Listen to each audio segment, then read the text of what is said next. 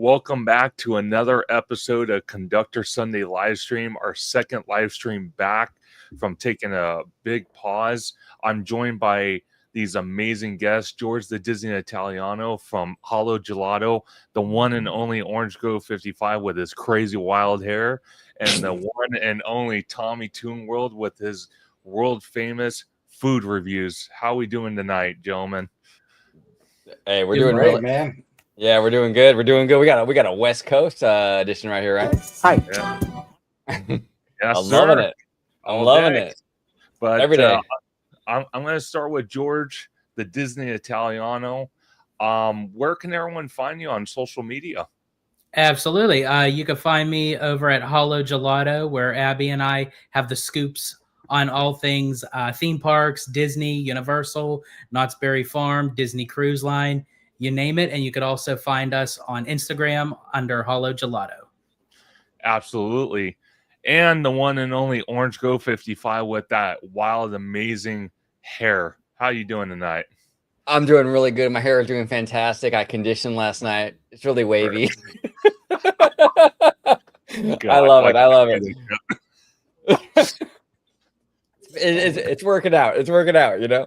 But no, I love you guys. I love you guys. I want to say hi to everybody in the chat. Obviously Johnny Ace, Foxglove, Kiki and Luca, everybody in the chat. Thank you so much for joining, Arlene. But yeah, you can find me right here on YouTube, Orange Grove 55, where I'm talking a lot of theme park stuff, really, and even studio stuff. We talk a lot about the studio side, the corporate side, all things entertainment at Orange Grove 55. Absolutely. Always great to have you on. And the one and only Tommy Toon World with, again, his amazing food reviews, world famous. Where can everyone find you on social media? Yo, what's up, man? I'm happy to be back on Conductor Live. What's up? So, you can find me on Tommy Toon World on YouTube. That's where all my food reviews are at. Got some theme park stuff and some Vegas stuff for sure. Then on Instagram at TommyToon_ and TikTok at TommyToon_world. So let's lock in. Absolutely. And we got a lot to talk about.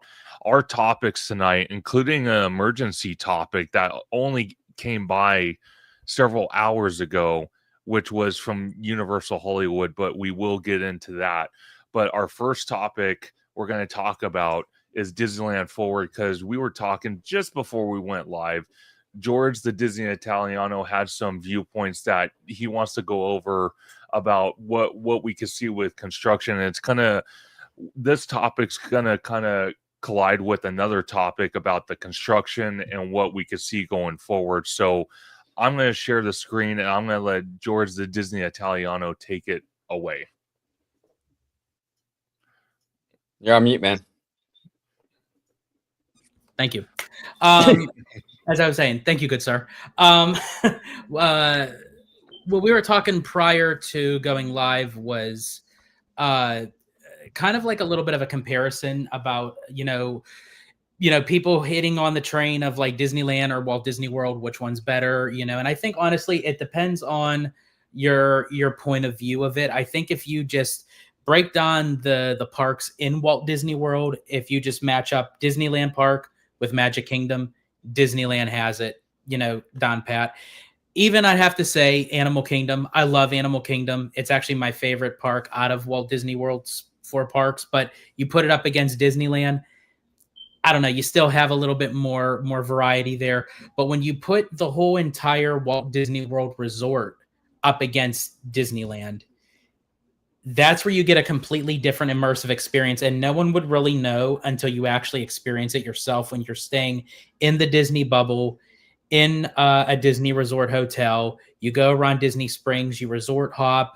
There's a lot of recreational outdoor activities that you can do. You can do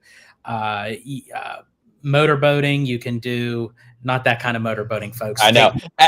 And I was going to say, you said a lot of recreational activities in and out of the hotel room, right, George? Is that what you're saying? Oh yeah, of course. I mean, and you could pick the litter on that one because they have over 30 plus hotels. So I mean, oh my god.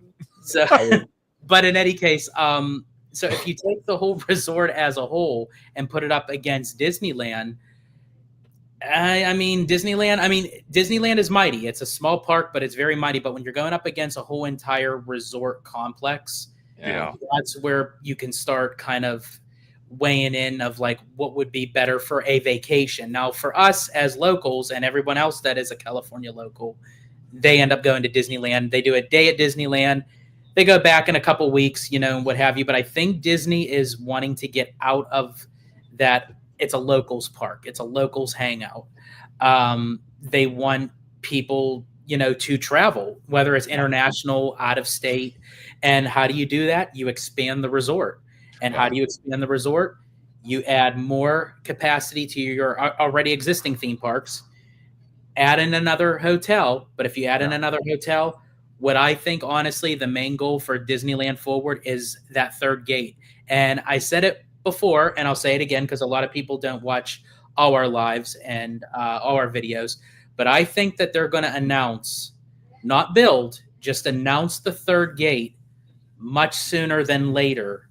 I think before they start bleeding into the Simba lot. And that's why I feel like Avatar isn't going into the Simba lot. Well, and here's the thing, George. I was at Universal Hollywood today. I spent the whole day there, and I was actually sitting there. I actually was talking to this couple from Maryland, really sweet couple, young couple, and they were saying that like they were here at Universal Hollywood visiting from Maryland, right?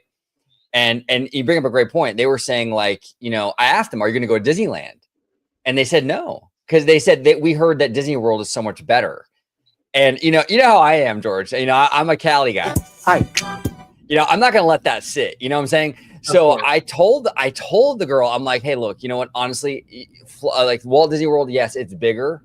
It is bigger, but our parks have more rides. Disneyland was the first park ever built by Walt Disney, and it's been around the longest. And we have a lot of rides, more than any other Disney park. And she was really surprised by that. And see, Disney does a really bad job at like, kind of like letting people know like Disneyland is not just like a small diet version of Walt Disney World. It's a very unique experience. And for me to have to explain this to this couple, and I don't mind doing it. I'm a social guy. I have no problem talking to people, but the fact that I have to do that and Disney isn't doing that is frustrating. That's why we don't get the tourism that we should, because Disney isn't doing their job in terms of getting people to Anaheim.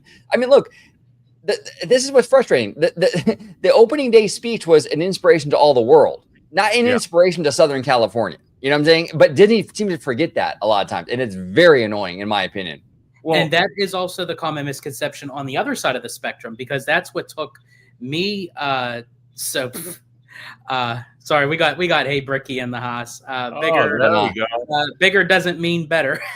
Exactly. No, he's right. He's right. And that is the common misconception on the other side of the spectrum, because people think automatically, since Disneyland is much smaller than Walt Disney World as a whole, they're like, okay, yeah, why travel all the way to California to see that? And honestly, that was what was told to me for many years. And that's why I was such a late bloomer going to Disneyland. I didn't make it out there till my 21st birthday.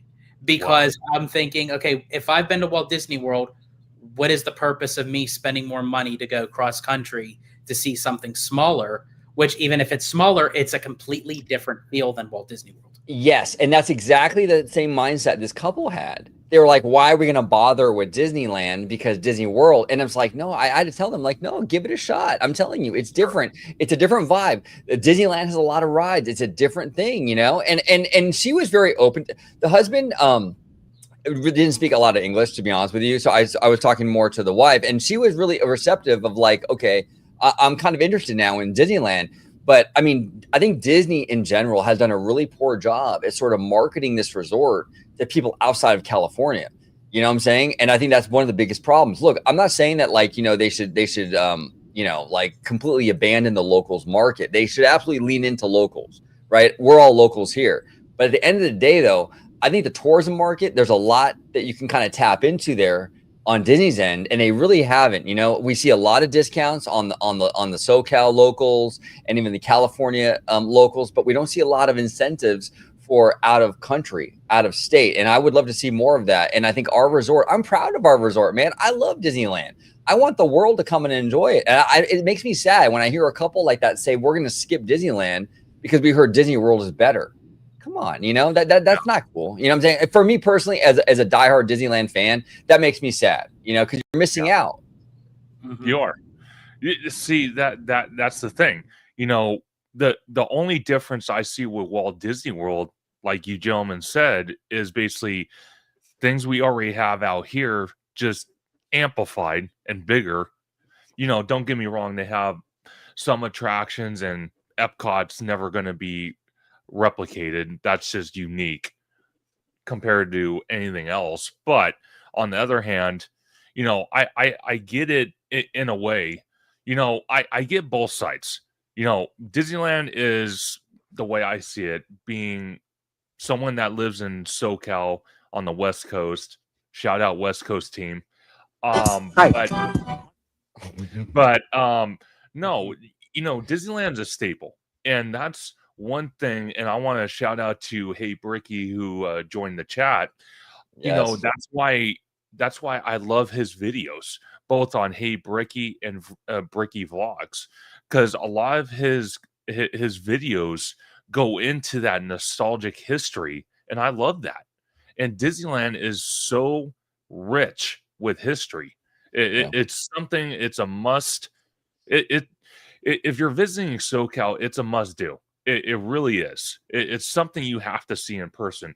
But on the other hand, though, you know, and again, not to just, you know, play devil's advocate and blame Disney for everything, but when you go to Disney, because of the reservation system, with people constantly having to be on their phones, there are times, and I'm going to be honest with you, there are times that the magic doesn't feel as magical as it used to, because you're having to literally book reservations weeks and weeks, if not months in advance, to get into the park.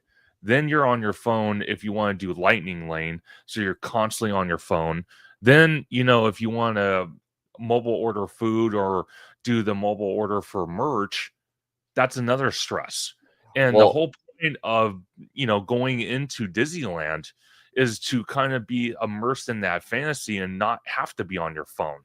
no, you're right. You're right, Conductor. You bring up a lot of great points here. The pandemic is what really triggered a lot of that stuff, right? With the reservations and all this weirdness, right? If you could, Conductor, if you can just bring up Ben Zacuto's latest comment on perfect. Thank you.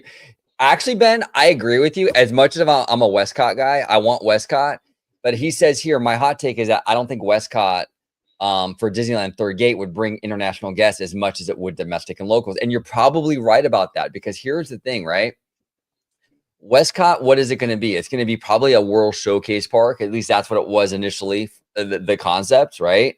Yeah. The locals out here in California are going to eat that up, dude.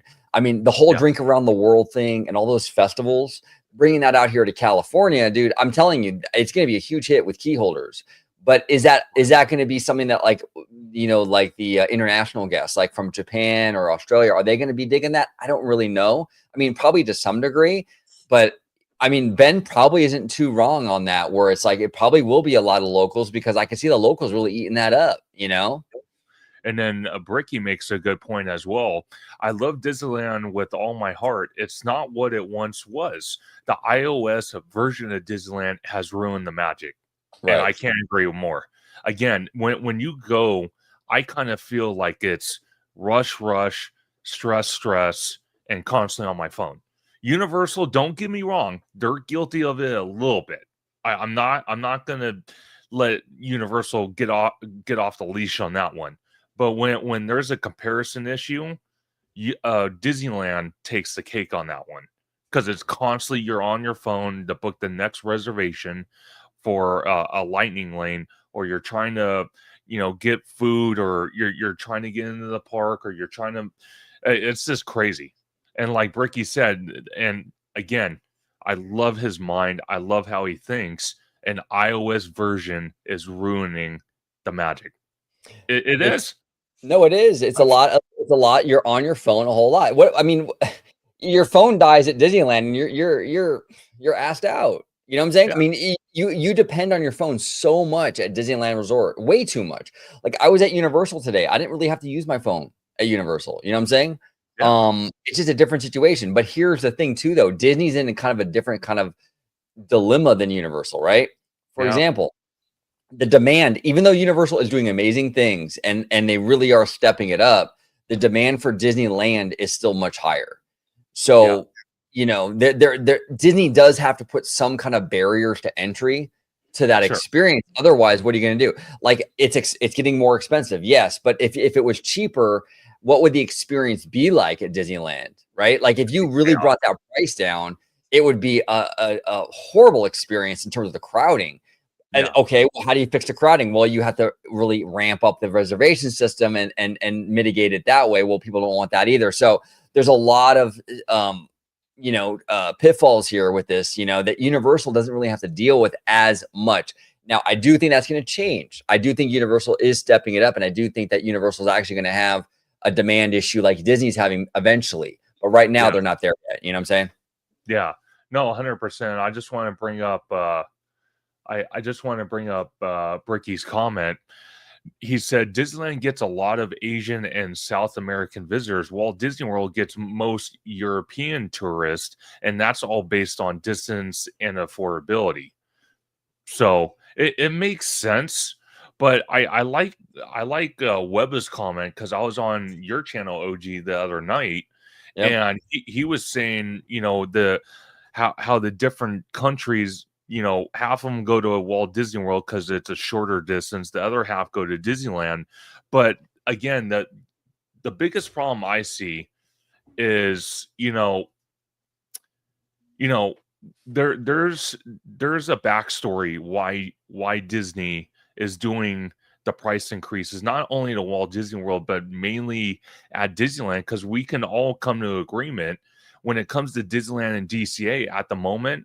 It's a locals resort. It's not a tourist resort, and Disney doesn't want that, because one of the things that I've heard people say, and I think you, OG, and George have both said it, is when, Magic Key holders go in there, they're not worried about hitting every attraction. They're not worried about buying food and merch. They're not worried about paying for extra experiences, because they're just basically telling themselves, hey, I can come back next week and do that attraction, and I don't have to worry about squeezing in, instead of that family of four from, let's say, Minnesota or some, that comes down, pays a fortune, stays on property, and then all of a sudden they're in kind of rush mode to hit all the attractions. Right. No, absolutely. And I want to give a big shout out to Theme Park Wizard. I was actually at Universal today with Wizard and our almighty coasters, Alan, and we had a great we recorded some content over there, but big shout out to Wizard, man. Had a good time with you guys today, Wizard. Appreciate you, man. Absolutely. And Wizard is one of our moderators here on Theme Park Conductor. So shout out to him, and shout out to Orange Go 55, Tommy Toon World, and George the Disney Italiano for also being moderators on the channel. You guys are all awesome. But I want to ask you, because right at the beginning, right when we're talking about, George was talking about the Toy Story parking lot. For many of you that don't know what we're referring to with the third gate, this is the area they're looking at right here. So when George was saying about, whoever the next CEO is, we could see a possible announcement, not movement, but announcement, probably, I want to say this D23 or the next D23, but I'm thinking the third D23 out, which is what, 2030 or 2032. We can hear about this third gate. George, what do you think about that?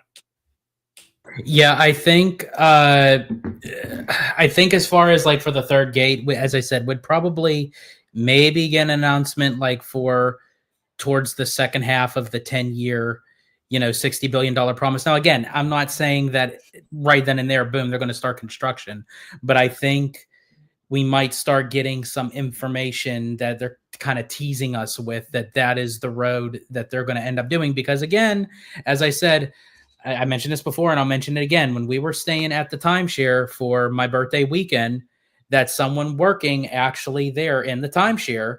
Now, again, you can kind of take this with a grain of salt. You don't really know how much it goes through from like one person to the next, but they have a shuttle that goes over to the Toy Story parking lot that then picks you up. Disney picks you up at the Toy Story lot to take you over to the main resort. And starting next year, they're not having the shuttle pick you up at the timeshare to go over to the Toy Story lot, and they said specifically it's because of a new hotel and a new theme park. Conductor, sure. Go ahead. I'm so sorry, brother. If you could bring up Kiki and Luca's comment about to everyone. Yeah, let me. I want to address this because I actually, Kiki and Luca, you brought this up on my stream the other night. This is the thing that bothers me about fans, okay, in general. And I'm a fan, so I'm not like talking shit. It's like a self-aware thing, right? A lot of people will say a lot of stuff. Kiki and Luca, this is impossible. This is not going to happen. I've heard this in the community for so long now, and I'm telling you right now, this Toy Story lot will become a third park. People are saying it's going to be shopping because that was the concept art. So people take everything so literally. Disney's not going to show their hand right away. And there's no way with brick and mortar retail, like basically a melting ice cube dying on the vine, and you have garden walk across the way, and you have downtown Disney, and you have the OC vibe. There is zero chance they're going to add another mall in the mix. This will be a theme park. It is zoned for theme park space already. They have the authorization by the city to make a park here. It's not going to be another mall. It doesn't even make sense. They're building OC Vibe right across the street, and we already have Garden Walk and downtown Disney. Why would you add another mall to this mix? It doesn't make any sense. Well, see, you make a great point, and I'm going to get to Tommy here in a second, but you make a great point because malls are the past. Malls are the dying past, as I call it, because everyone does online shopping nowadays. You know, with Amazon, with other online stores, or even stores that you can physically go to, but people prefer to buy stuff online. You know, malls are just a dying dinosaur in a way. So to build another mall is very stupid, and it would be a waste of space for Disney. So I personally don't think they're going to do that. Now, to answer George's comment, is the mere fact that, you know, he was told this information, but we might not see any action in this parking lot for theme park space for another 8 to 10 years from now. But what I think is going to happen, the reason why the buses aren't going to go to that location, it could be a staging area for construction materials for what's going on for Avatar, what's going on for Coco, what's going on for, well, maybe not the 2 Avengers rides because they got enough space to, you know, have materials on site, but the other 2 projects, and then whatever other projects they're doing, like the Sky Bridge, the Eastern Gateway parking lot. I think Toy Story is going to be like a material type, you know, lot where they're going to stage stuff in that parking lot and just truck it in every single day. That's what I personally think. I do want to address Rogue Attractions comment. Say that to the revenue Disney gets from Disney Springs. I understand that, Rogue, but here's the thing: at Disneyland Resort, we are really limited in regards to how much space we have. And at Disney World, you guys have endless room to kind of do the Disney Springs thing, along with 4 theme parks and countless resorts. We don't have that luxury. So when space is at a premium and very limited, and you're going to dedicate 75 acres to a mall, when you have a mall across the street and you have a mall at Disney, it just seems a little redundant, and you're never going to find this much land in one spot ever again in Anaheim. I just find it hard to believe that they would ever make this a mall. And and Wizard brings it up too. Not every retail thing is dying, but it's getting harder and harder. Yeah, specialty stuff like maybe like Beacon Barrel or Trader Sam's, those kind of niche kind of things are doing well. But by and large, a lot of malls across the country are not surviving. A lot of them are shutting down. I mean, I know, it's a pretty common thing. So, I mean, I know a big retailer recently, Forever 21, just shut down. You know, it's not what it once was. And yes, you can have like these niche sort of like experiences, you know, like a Trader Sam's or what have you. But how many of those are you going to be able to build in 75 acres? I mean, you can only do so many of those, you know, and I don't know, in my opinion, but we'll see. Definitely. And I wanted to give a shout out to Malin Lizelle for the 199 super chat. Always great hanging out with her. Can't wait to hang out with her again. She's always a lot of fun when we're at the parks.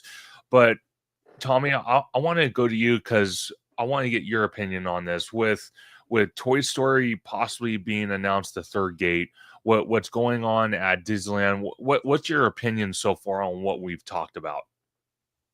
Man, you guys all have a lot of valid points, and you guys are the diehards, and you guys know the ins and outs of this. But like looking in, I like George's viewpoint, how he's saying that we probably will get an announcement for the third theme park before anything else. And with Coco and Avatar and everything that they're building, they're trying to get stuff done before the Olympics starts in 2028.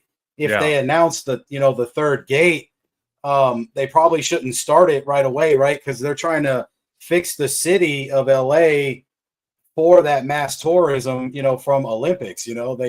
It's something about a city that holds the Olympics brings a lot of these people in. They gentrify a lot of stuff. So I feel like they're gonna get all this Coco stuff done. And it's like what OG was saying. He was talking to a couple and they were kind of, on the fence with going to Disneyland. But hey, they were at Universal Studios, and, why not just go to Universal Studios in Orlando if it's like that? There's something about going to the original, like Disneyland, like it's the original idea from Walt himself. Of course, Disney World and Epcot and that stuff is too. But like for me, I can't wait to go to Disney World and Universal and all that. We're going to do that next year. I'm going to knock all that out, and we should revisit the comparison thing. But like to me, it's Disneyland presents itself as this unit, like as a resort, right? And of course, DCA is kind of getting redundant with people, and that's why we're really insisting on this third gate. And we really want to know what it's going to be. We talk about Westcott and everything, and will it bring the tourists in? I was with OG, I think, or I was with George, actually, excuse me, and we had a French couple behind us when we were waiting in line for some ride. So, I feel like the tourism is there. Then the next day, I went to Universal during the day, and it was a lot of people of Asian descent, speaking different languages and stuff. I feel like the vibe out here is totally different. Of course, I need to hit Florida to be able to compare completely. But for me, this third gate is inevitable, like you guys said. I don't really need shopping, like we got downtown Disney that's just expanding constantly. They're adding restaurants nonstop, the Gordon Ramsay, everything, that's our Disney Springs. Of course, it's not the same. And like I said, I can't wait to experience it. But I just like George's opinion and OG's opinion on everything. And then Conductor, you have a good idea with that too, with the parking lot. It's just, we need the other rides and everything completed first with construction before we start anything else. I don't know. I don't know. What do you guys think? And I will say this too, just speaking for Universal Hollywood, because Tommy, you had mentioned like you see a lot of like international people over there, which I've seen a lot of people actually more than Disneyland. But recently, as you had mentioned, like when we saw that that French couple, so it's starting to kind of leak into Disneyland. But I think as far as with Universal Hollywood, I think the reason why there's a lot more international guests going there, I don't necessarily think that they're flying over to do Universal. I feel like Universal is just the spot while they're on their vacation.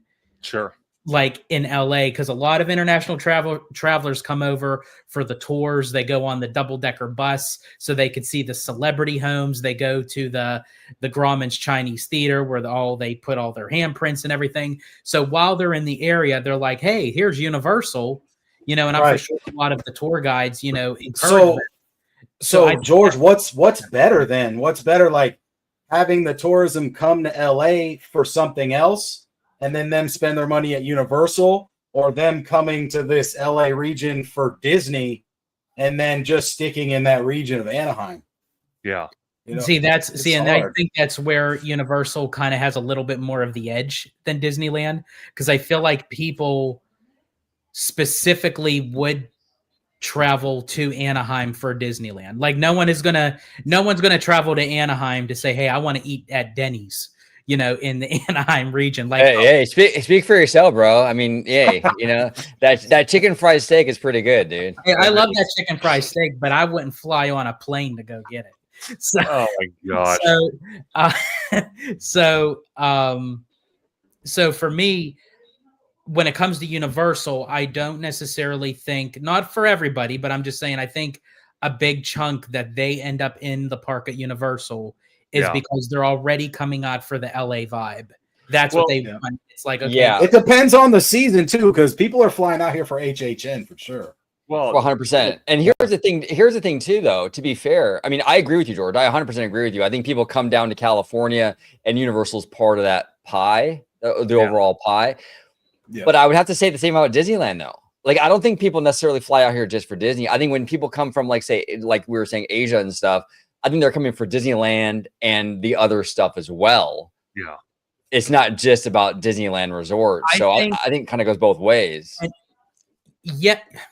Trying to think. Yes, but I feel like when I compare the two between Universal and Disneyland, which again, I'm starting to see that now more. I'm starting to see a lot more international visits, which that could be very well the case, but I feel as if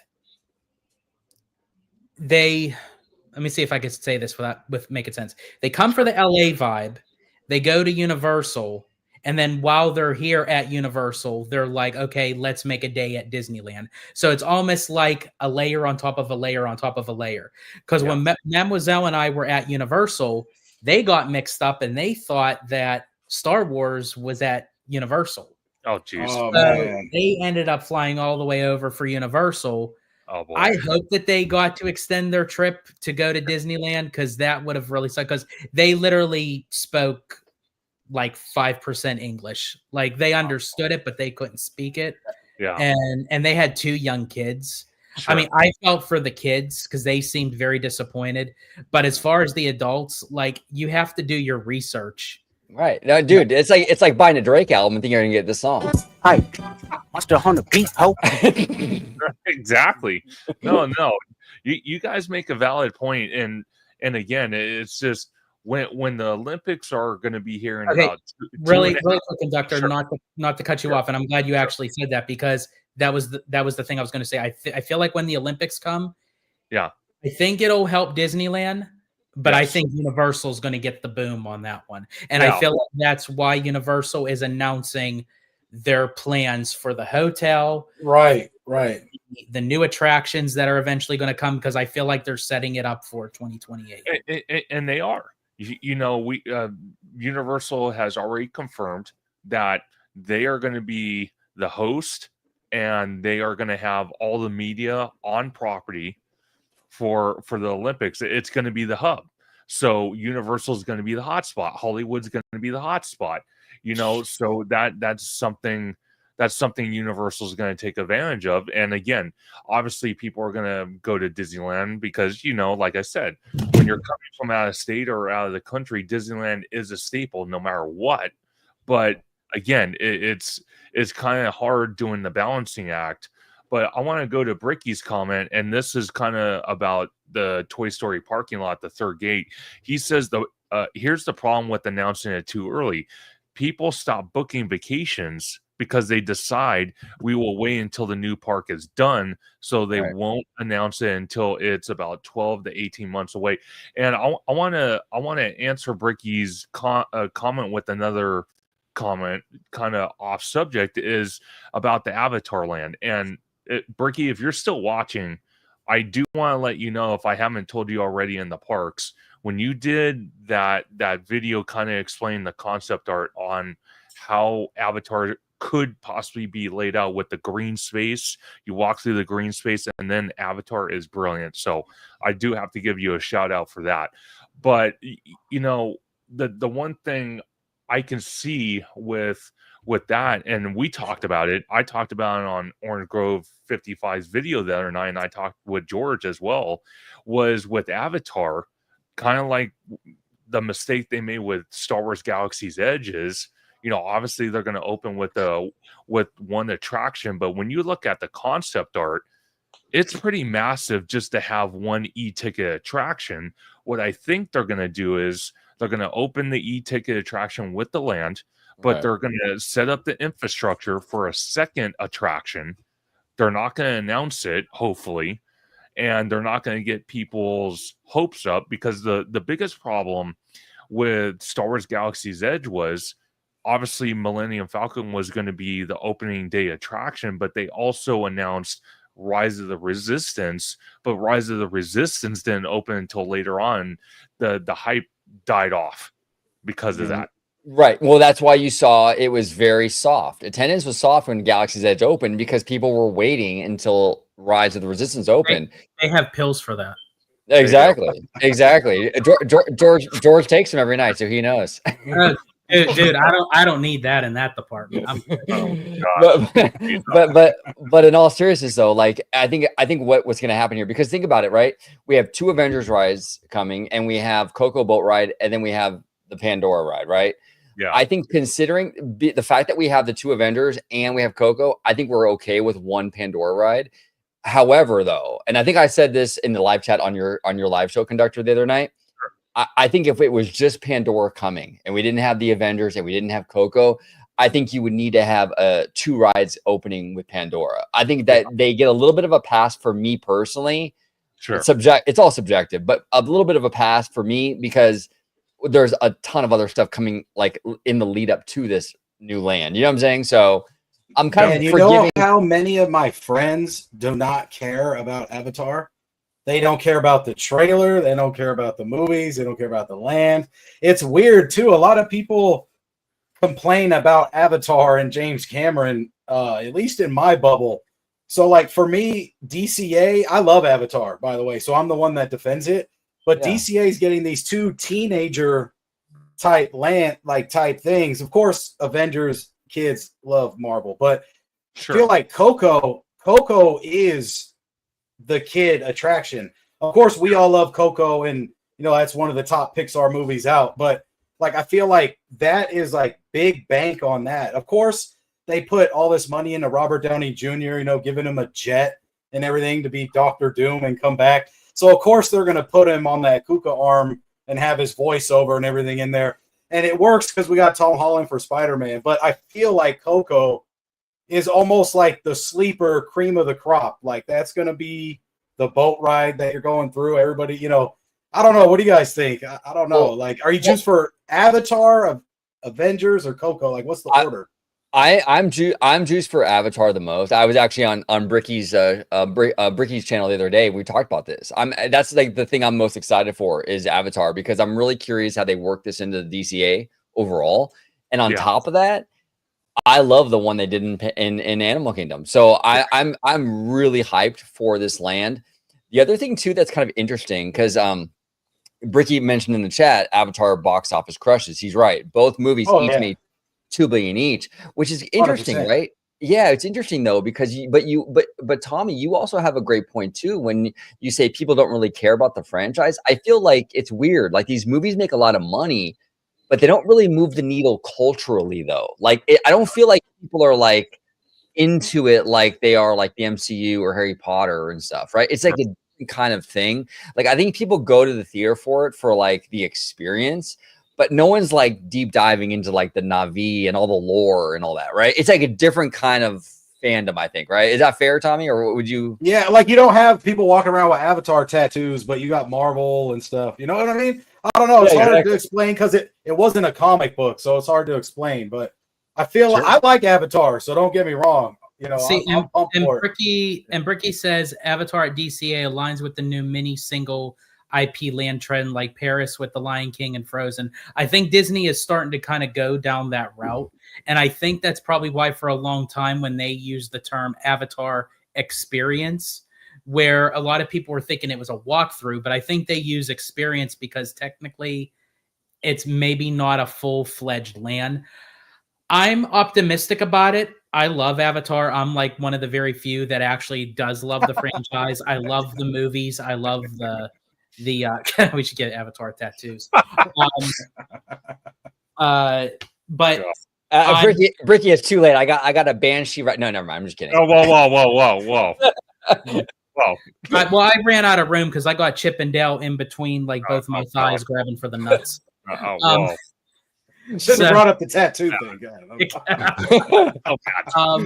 But I'm hesitant a little bit of this land just because of the placement. Yeah. I still, for the life of me, no matter how much we talk about it, how much we break it down, I still can't see Pandora where it is. Now, again, I do know, obviously, when they knock down all the buildings and everything, that opens up the room for it. I just don't know how it's going to mesh well, because when you actually look at the piece of concept art of the Eastern Gateway, you see Pandora's ass, which is right up against to where the bus load unload area is. So that's telling me they're not running Pandora all the way through like we were assuming. So majority of the land is going to be in the backlot area. Yeah. So how much of that is going to bleed into Hollywood land, if not any? That other piece of concept art that you had, Conductor, I mean, for me, maybe it basically covers the entire backlot. Maybe that whole thing is the backlot and a little bit into the far end of Hollywood land. Yeah, and Mischief Dragon says, I'm just concerned about the transition. And I agree with you. Like acreage-wise, we have the room. I mean, if you go on Google Maps, you can do the acreage, but between the bus load and the other Hollywood Studios area, it's plenty of room to fit in Avatar land. But sure, I'm concerned about how are they going to massage this into the existing stuff? And that's why I'm kind of like an all or nothing kind of guy. I would kind of almost prefer, at least right now, not knowing what they're going to do, I would almost rather prefer them just to get rid of all of Hollywood land and just put Pandora in the whole thing. Because I feel like when you have to have it coexist with Hollywood land, that's where it gets messier, so to speak. And the storytelling between the two different IPs is kind of hard to justify. So this is what I think, and I said it on George's live stream about a week ago. And I know Bricky did a video on this, talking about Hollywood land, talking about how much a Hollywood Boulevard, as we can see on Google Maps, is going to go away to kind of fit that Avatar experience, even with the green space. But what I think is going to happen is, because we're not going to see construction for Avatar and the completion of Avatar until after the Olympics. So it might not open until 2030. It's a possibility. It's a good possibility. And if that's the case, 5 years from now, I know they poured money into PhilharMagic because that's an indoor show with the new projections and all that. And Berkey reported that on one of his videos. Is 5 years from now, is it still going to grab people's attention to go in there?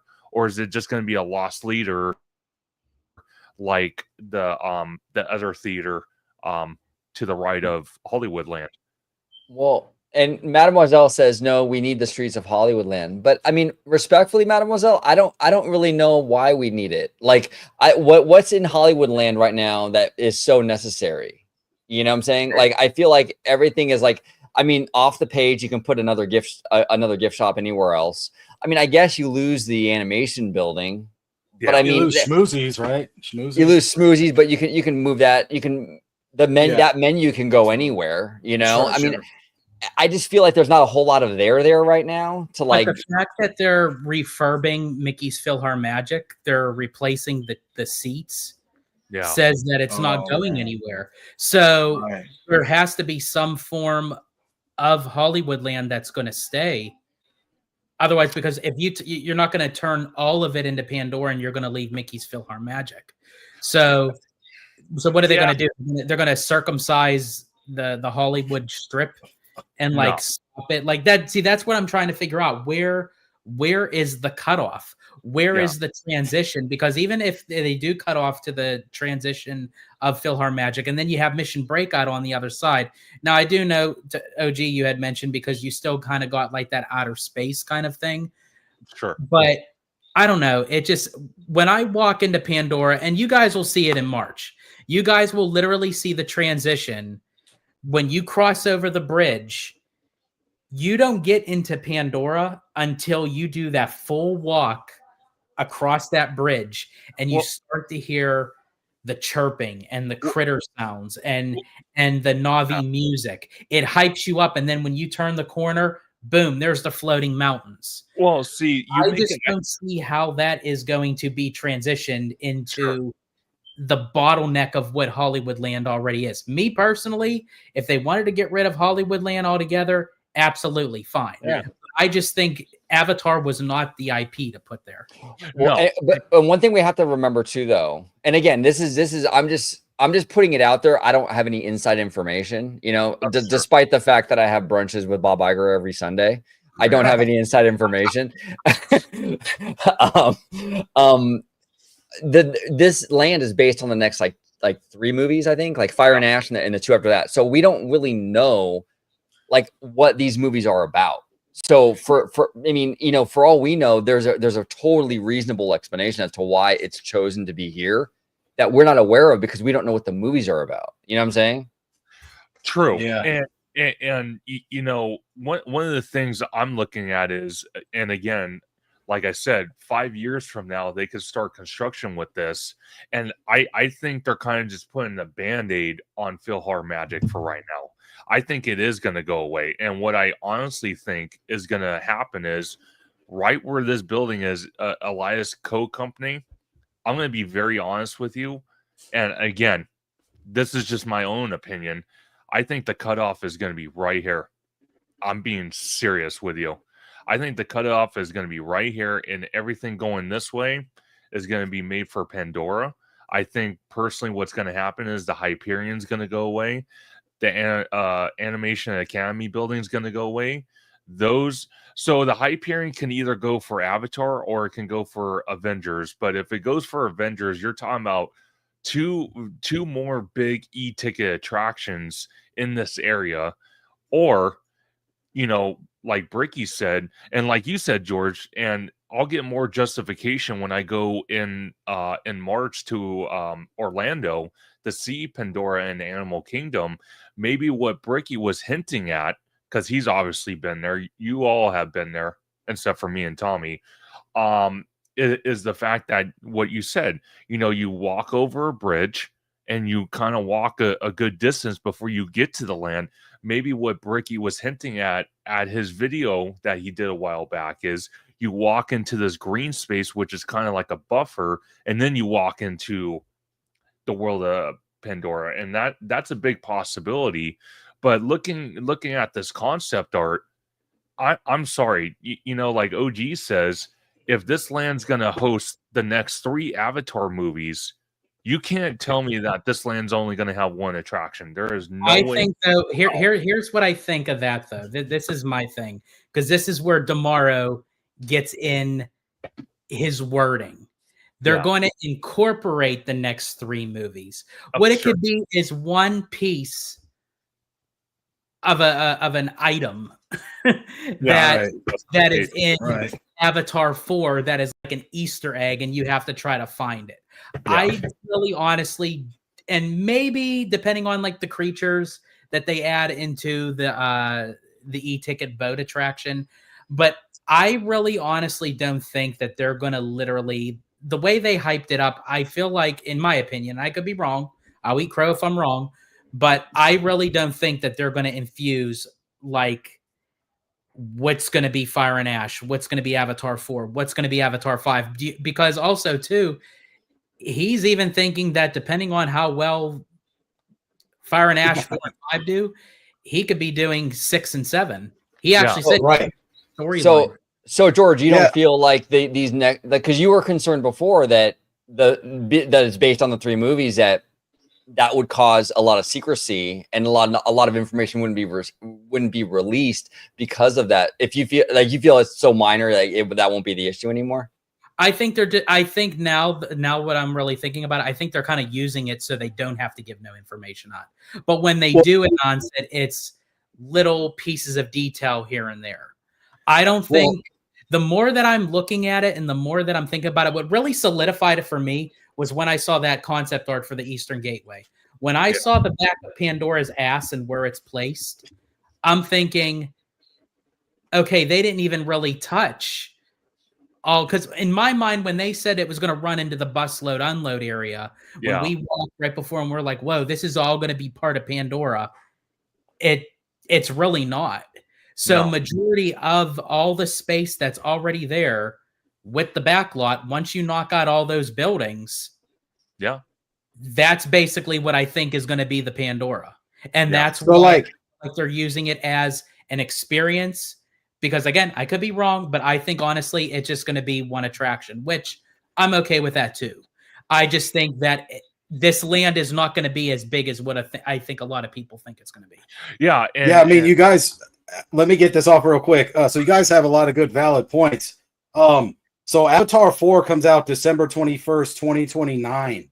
Mm-hmm. Okay. So James Cameron said before that 2 and 3 are going to be a story, and then 4 and 5 will be a story. So many stories that combine into each other. Right. So 2029 for, this is a long ways away, and, Disney's kind of working on Avengers Campus right now.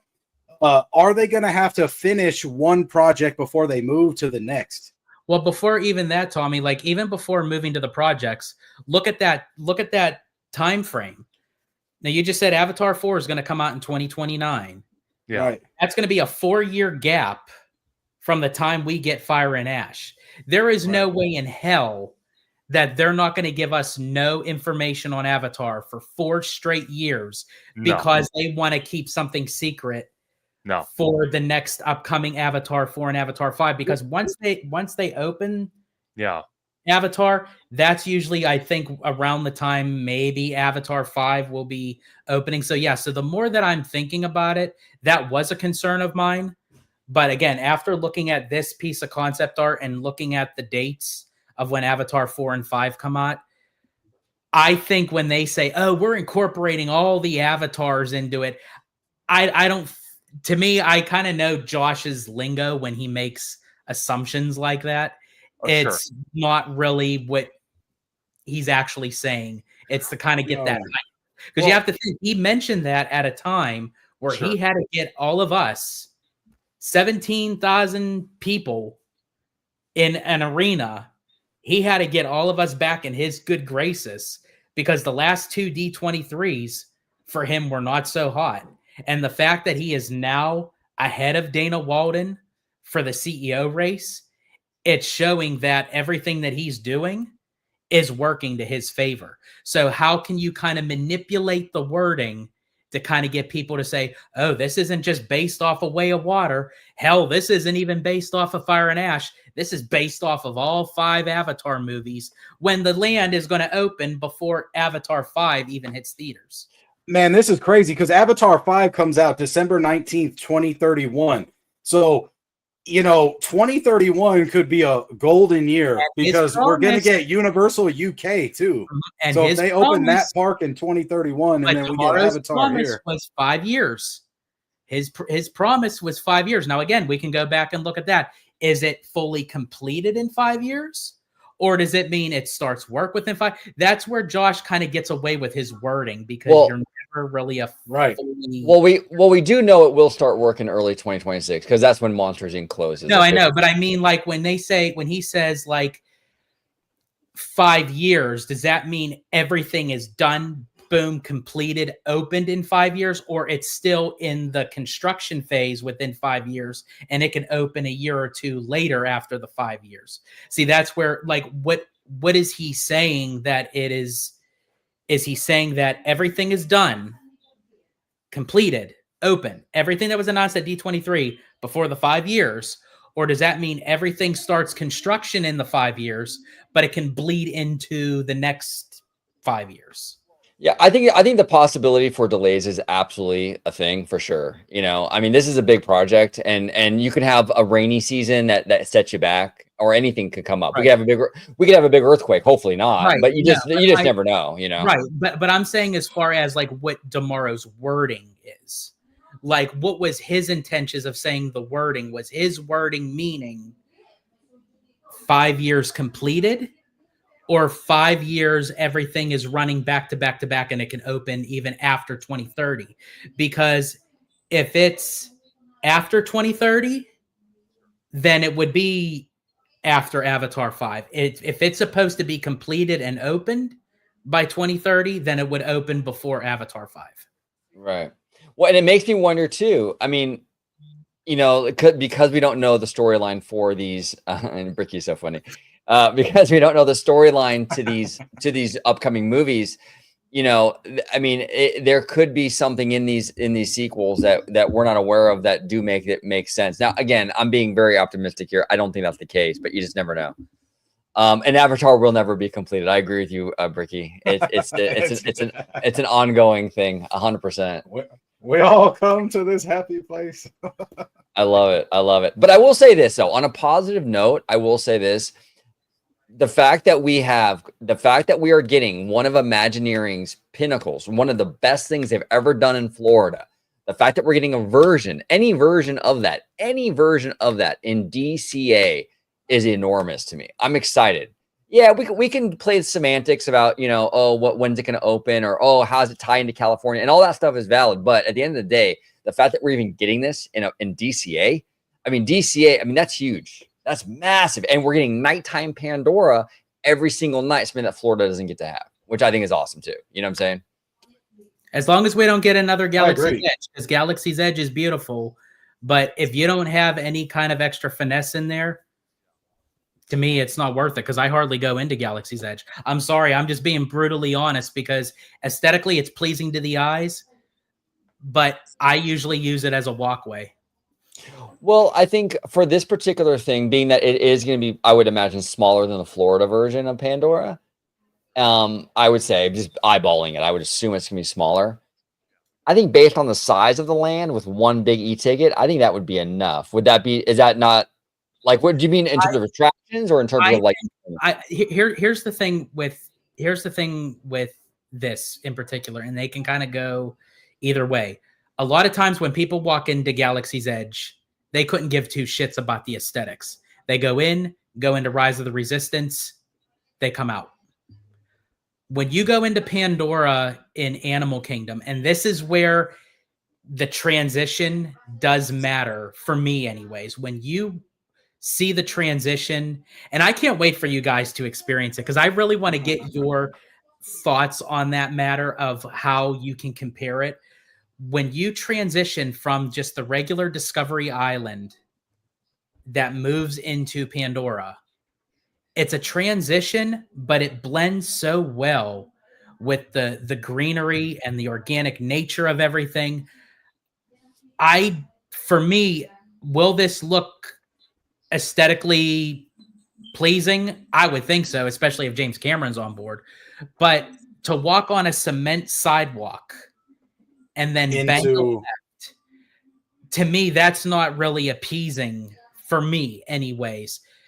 And does that then, where you turn around and you're in Pandora and you turn around and you look outward and you see the top of Mission Breakout, that would throw me completely out of the element, because I am also a sightlines guy. I do watch that stuff just as much as OG does. I'm very picky when it comes to that stuff.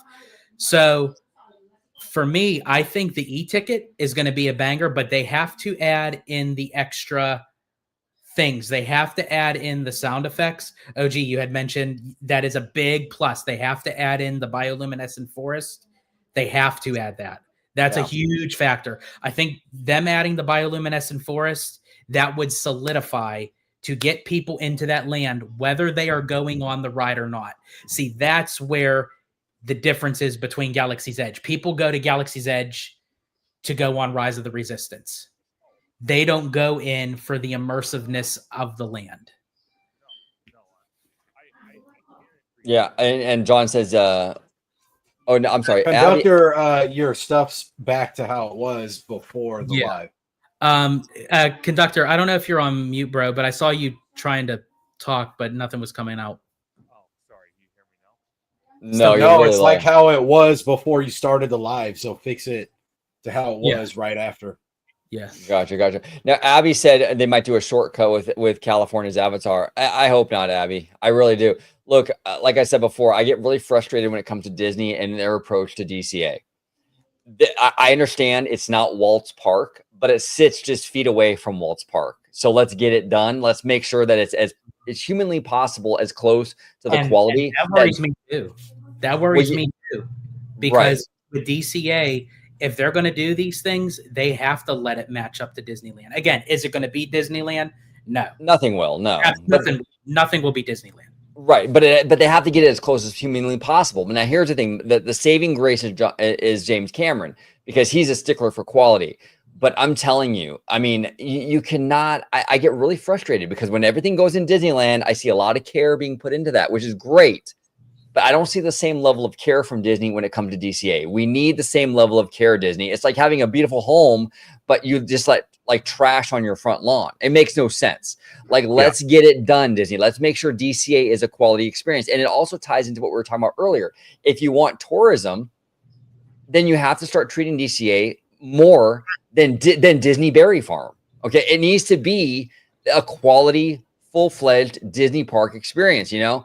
And I don't know. I mean, personally, if it was up to me, and I know a lot of fans aren't going to want to hear this, I'd get rid of the whole like Ferris wheel and the whole thing. I think that stuff it just screams, hey, we're a regional park, you know? I don't know.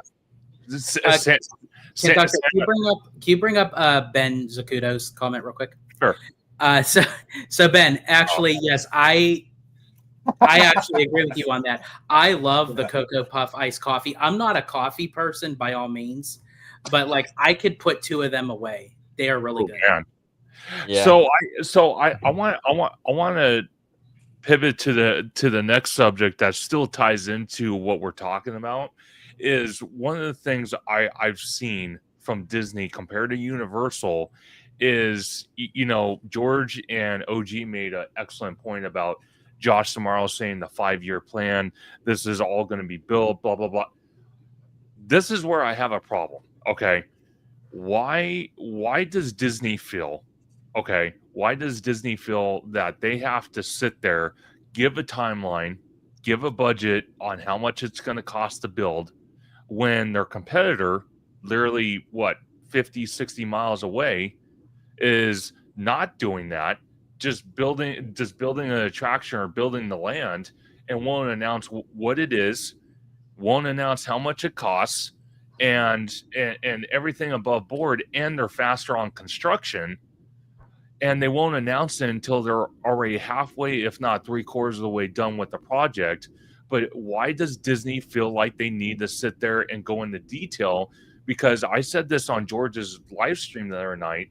I said, Disney kind of, in my opinion, Disney kind of shoots themselves in the foot when they sit there and say, oh yeah, well, we're going to spend, and again, I'm just using it as an example, we're going to build a Coco Dark Ride attraction that's going to be based off Shanghai Pirates, and it's going to cost, I don't know, I'm just going to throw a number out there. It's not even accurate, but $50 million. Let's just say that hypothetically. And then you go and ride the attraction. You look at the aesthetics on the outside of the attraction, because it's going to have a little bit of decor and whatnot. And you walk in there and you're like, this is $50 million worth? What in the hell is this? Well, Conductor, you're right. And Disney has an issue with oversharing. Sometimes, you know, you ever hear that saying that people, you should kind of like not overshare. Sometimes you should kind of like, you know, I think Disney kind of has that problem. They overshare. You're right. Yeah. I don't, you know, the price tag, you really never really hear that coming from Universal. I think it's a smart move. But here's the thing, though, to be fair to Disney, Universal doesn't have Comcast Con every 2 years. So there isn't as much of an obligation for Disney to announce this stuff way in advance like Disney. Disney has these D23 and even Destination D and all these events where they're obligated. The fans are expecting announcements. So I mean, I get it. Like, I mean, we all love those events. You know, George and I had a great time at D23 last year, but it does create an onus on Disney to sort of deliver, so to speak, and actually announce stuff. And what happens is you announce stuff, and then during that creative process, things inevitably get cut and scaled back. And look, I also want to make it very clear too, even with the Michael Eisner era, because I know a lot, I know it's very trendy to kind of crap on current Disney. I get that, right? And believe me, current Disney has all kinds of problems, right? But even in the Michael Eisner era, we lost a lot of stuff. I mean, Indiana Jones was going to be way crazier than it is now. We were going to have like 2 and 3 rides going through that show building. The Disney Decade, we were going to get another Roger Rabbit ride based on Baby Herman. So things got canceled and downsized during Eisner's era too. So it's kind of a common thing for Disney to kind of announce these things and then kind of, cut. And it's not great for fans because we get excited and we get kind of like attached to these concepts, and Disney goes in there and cuts them. I mean, one of my favorite things ever was Westcott, and that I like the cut. way right. I like the way you put that, OG. And George sometimes says, don't get married to this. Let's not get married to this idea. I feel like Disney wants you to be married to the images and the concept arts, and they want you to be like, go and brag about it. Like, hey, this is Villains Land coming in whenever, when Universal will announce the park, but they don't give us the lands yet. Like the UK park, we really don't know if it's James Bond, Lord of the Rings, all that. We all can guess. We all have, fun guesses and stuff. But like, even like with Epic, they announced Epic and then the lands came with it. I feel like Disney just wants to have the artwork and have the presentation. Like Bricky said, they have to display this to shareholders and everything. And these events, they're expecting to have some presentable thing to make some money, right?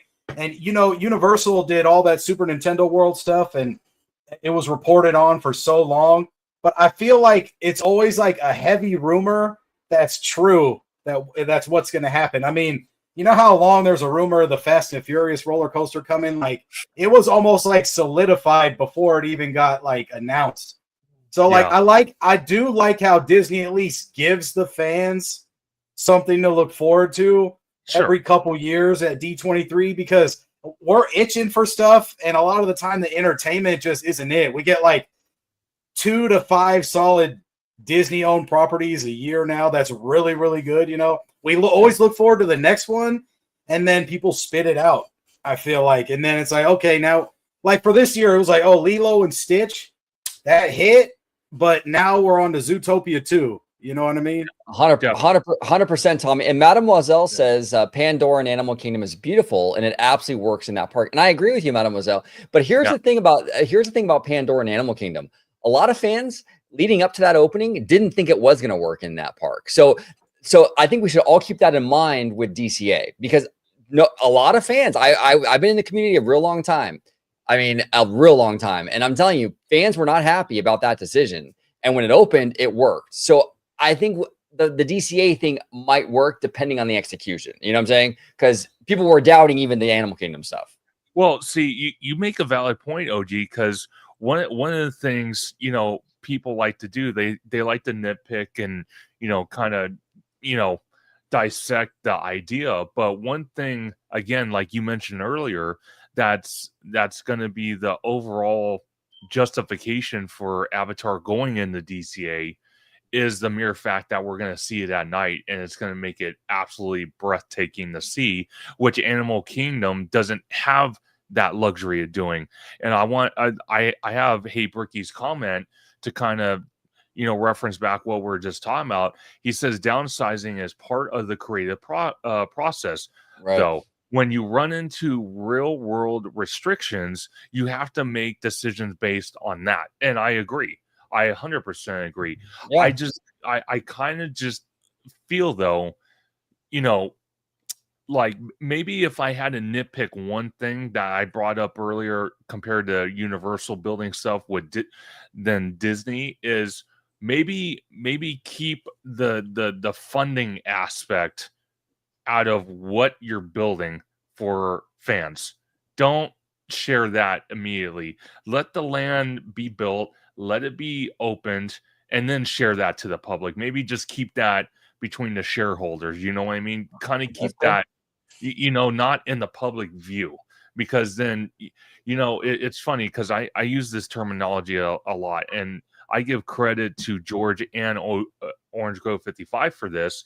The soccer mom families are not going to say, wow, I'm walking into the world of Avatar. this is $100 million, they're not going to care. They're going to be mind blown on how stunning it looks, not just during the day, but at night. But us theme park nerds, just like Hey Bricky and so many in the comments, you know, we're going to go in there and we're going to be like, okay, you spent how much and this is what we got. Right. How can you justify this? And it's funny because I said this on your video the other night, Orange Grove 55, and it's so funny because a couple of people laughed at this idea. I'm like, well, if they're going to justify saying, oh yeah, we're going to spend $200 million on Avatar for DCA, so you're telling me some wall paneling, maybe some screws cost a couple $100,000 each to kind of justify the cost, or what's the deal with that? You know, Kiki and Luca was laughing at your comment because you said, I think something to the effect of like $100,000 for a screw. Yeah. And I'm like, that's an expensive screw, Conductor. It is. It's no, like, but man, you know what I'm saying? That's expensive. That's expensive. But well, and speaking of an expensive screw, that's the problem with the soccer moms. They're too busy in the back seat of the van with the coach's assistant. And that's supposed to be discussion for Orange Grove After Dark or something, or what? Oh, hell no. I'm the Italiano. It comes morning, noon, and night, bro. Hey, Josh, tomorrow, if you're watching this, if you become the next CEO, look out for George. That's all I got to say. Look out for Georgie. Now, Mademoiselle says aesthetically works on paper and in real life at Animal Kingdom because it's not a cityscape land. DCA is all city aside from Grizzly Peak. And that's true. I agree with her on that. But here's the thing too, Mademoiselle. Grizzly Peak works though, despite that, right? I mean, so theoretically, Avatar could too. That's all I'm saying. Yeah, no. But I think Grizzly Peak works because it's also tied into the Grand Cali, which the Grand Cali already has that kind of wilderness lodge kind of thing, and it also builds up. Again, there's the build up when you walk into what used to be I don't know what the hell they call it now. It used to be Condor Flats with Soarin'. It kind of leads into the movement into Grizzly Peak. That's what my big question is. What is the moving point that you're going to go off of Buena Vista Street to then go into Pandora that's across from Avengers Campus? And that's the big question. Yeah, that's the big question is how it's all about how they're going to execute this, right? And how are they going to massage this into the rest of the park? That's been the biggest concern for me too. We'll see, but I just think it's not impossible. I mean, I have an open mind to it. I just have to see what they have planned. I do too. I'm just beating my head in because I'm trying to see it. Every time that I'm down there, I'm walking Hollywoodland, and I'm like, I'm trying to get a vision, and I just for some reason I can't. I can't. And again, Disney will probably surprise me. Probably once they start knocking all those buildings down and they start flattening out the surface, it would probably come together. But also too, they have to also figure out the monorail as well, because they're not going to have a freaking monorail going straight through. See, this is where my questions, I would love to have the straight answers, because knowing James Cameron, I still don't think that he would pick Hollywoodland over a blank canvas like the Simba parking lot, because he's one that wouldn't care to wait. Look how long we're taking for these 5 movies. It was over a decade from the first Avatar to Way of Water. James Cameron has the patience of a saint. He would wait until the Eastern Gateway is open to say, hey, this seems like it's a blank canvas. Let's put this over in the Simba lot. This is my baby. This is my property. Yeah. And he kind of puts his foot down of what for some reason, I just can't see him in that meeting with the Imagineers and the executives and Damaro and Iger, and him looking at the Hollywoodland backlot area and say, yeah, that's exactly where Pandora is going to go. Well, okay. For some reason, they must have promised him something for sure. That probably there might have been some little bit of extra something there going on. Well, right. But before we jump to our next subject, I want to ask all 3 of you, just because they announced it's going in the Hollywood backlot, could it change destinations, or is it already set in stone and they can't back out? I think it's set in stone. The fact that they've already officially announced that Monsters Inc. is closing in early 2026. It's a done deal, my man. It's a done deal. Conductor, I know you brought it up like how many times? Can you bring up that piece of concept art for Avatar, the one that they showed at D23 one last time. I'm wondering, because when you look at the concept art, now again, you can't get married to it, and you can't take like the back of like the extra water and everything. That's not going to be there. The only way that I could think of that they can hide the monorail would have to be, they would have to, the structure of the main building for the e-ticket, the monorail would have to go through there. Well, I'm sorry. I think, so I'm gonna go with what Bricky, not just his comment, but that video he did a while back. And again, great job on that video, Bricky. But where you kind of look at the kind of grand entranceway from the back way of Cars Land, you see that rock formation, kind of grand entrance. I think when Bricky showed that for Avatar, and the monorail literally going into that tunnel, kind of shrouded by that rock work, I think that's what's going to happen. I think that's how they're going to hide it. Personally, I don't think it's going to go through. So you think there's going to be extra rock work more than what they showed than they're showing here? I think so, because like you said, you make a solid statement. Never ever get married to concept art. So there could be little tweaks and whatnot to this. So that's all I'm going to say. Well, yeah, no, that's a great point, though, Conductor, is that you're right. We shouldn't take this concept art literal either, because they change art all the time, for better or worse. So just because we see it a certain way in this art doesn't mean we're going to get the same thing. And in all likelihood, based on Disney, it probably won't look this way. If you look at some of the old Galaxy's Edge artwork, it doesn't look the same as the finished product. And I hope they do it well, because if they're going to have a freaking pile of rocks like right in the center of the land, that's going to look, because here's the thing, where the monorail track is, you would have to then have rock work where you go under it, because you have to go under the trestle where the monorail is, and then it would lead more into Pandora. So you're going to have like a stack of rocks that's going to shape like a half oval. So it has to be done with finesse, but if they make it too high, it's going to block the sight line of the, what I call the bloomin' onion, so they want that to have, so that's why I'm still wondering if the monorail is going to go through, like, sort of like how they have with the Matterhorn, with like the basketball court up at the top, and they have like where they used to have like the skyline go through it. I think they're going to have the monorail go through an upper part of that structure, and then the bottom level is going to be the e-ticket. And really quick, I just have to say to Carlos, does George need a Snickers? Nope, I don't need a Snickers. This is just how I talk. I'm very passionate. I come from a big Italian family. This is how it always, every Sunday after church for spaghetti dinner, we're all talking loud, moving our hands. He's hangry. That's all it is. He's hangry. I could vouch for the Italian thing though, because I'm Italian too. I come from oh, dude, Italian like it's just like goes forever. Yeah. He literally, honestly, this is just how we talk. It's just, we talk with our hands, we talk with our voice, and I will say this in terms of it being Italian, and in terms of theme parks, Vivo is seriously the best Italian restaurant on any theme park property. I ate there like a few weeks ago. It's amazing. That's at Universal City Walk. Vivo is absolutely incredible. Oh, it's fire, dude. That place. I always get the chicken piccata, man. The lemon chicken piccata is going crazy. Definitely, dang, dude. Vivo. Wait, Abby, that's the one we stayed at, right? I didn't care for it too much. Really? Vivo? If it was the Italian restaurant we ate at Universal, it was okay. Wow. Like, again, I don't know if it's because like I come from a family that literally we do everything from scratch, like, because you can taste the difference. I hear you on that though. I want to confirm if that's the restaurant we ate at. But Abby, if you're in the chat, confirm. It was too salt. Yeah, so it was Vivo. Yeah, it was okay. I didn't care for it. That was like a one and done for me.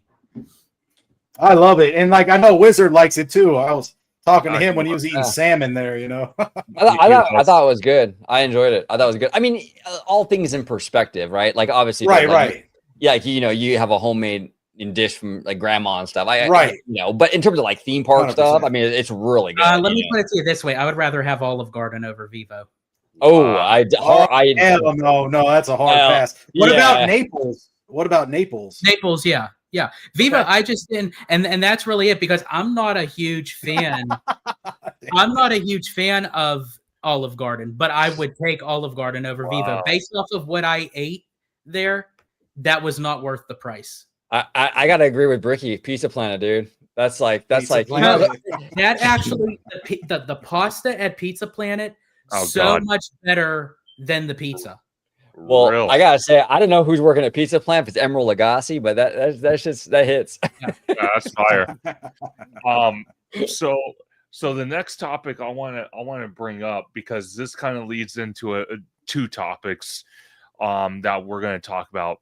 The Magic Band Plus offering for hotel guests at Walt Disney World goes away. I want to ask George. I want to start off with him.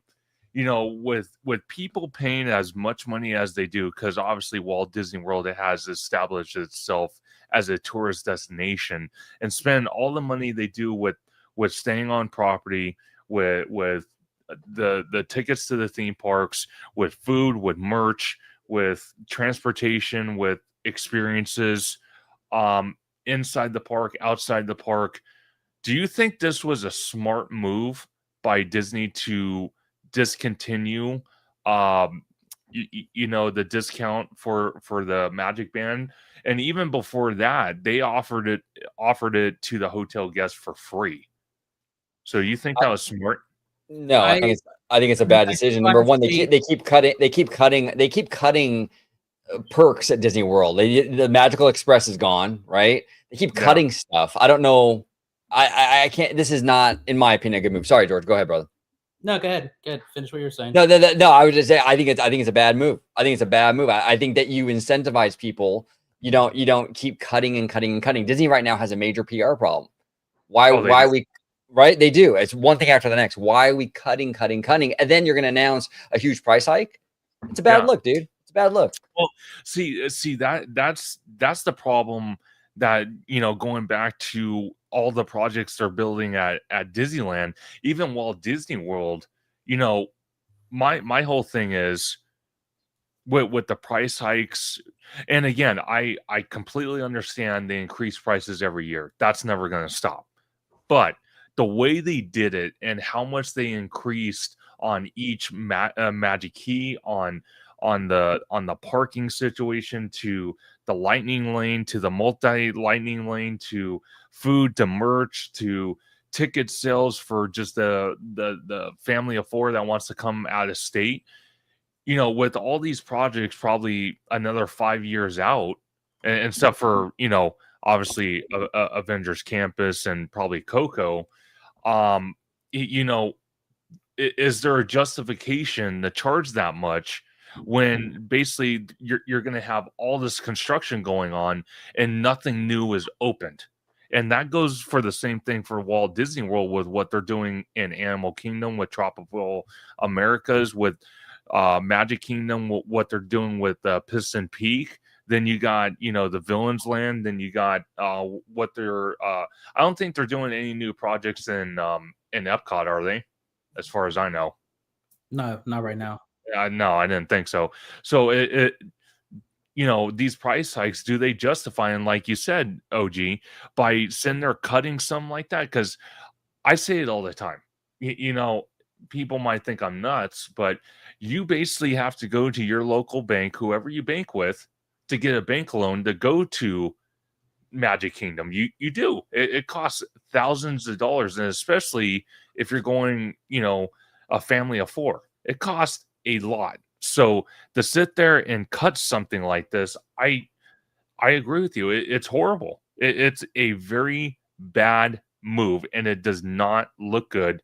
And with it makes me wonder, and I don't mean this the wrong way, and please don't take this the wrong way, but with the new CEO coming in and Bob Iger still in charge at this moment, and him kind of starting to default to bad decisions like this and possibly others, where is it going to land the new CEO? how's he going to recover from stuff like that? And we both know when Chapek went in, Bob Iger really never went away. He just took a back seat, but he was running the board, so he was still part of the decision making. And when you know, people wanted to blame someone, Chapek was your man because he was front and center. Yeah, no, Chapek was an easy guy to kind of blame, I think, you know. But like it's funny because you know Chapek's been gone since 2022. It's now 2025. Yeah. And it's been about 3 years now, and we're still seeing a lot of the same stuff.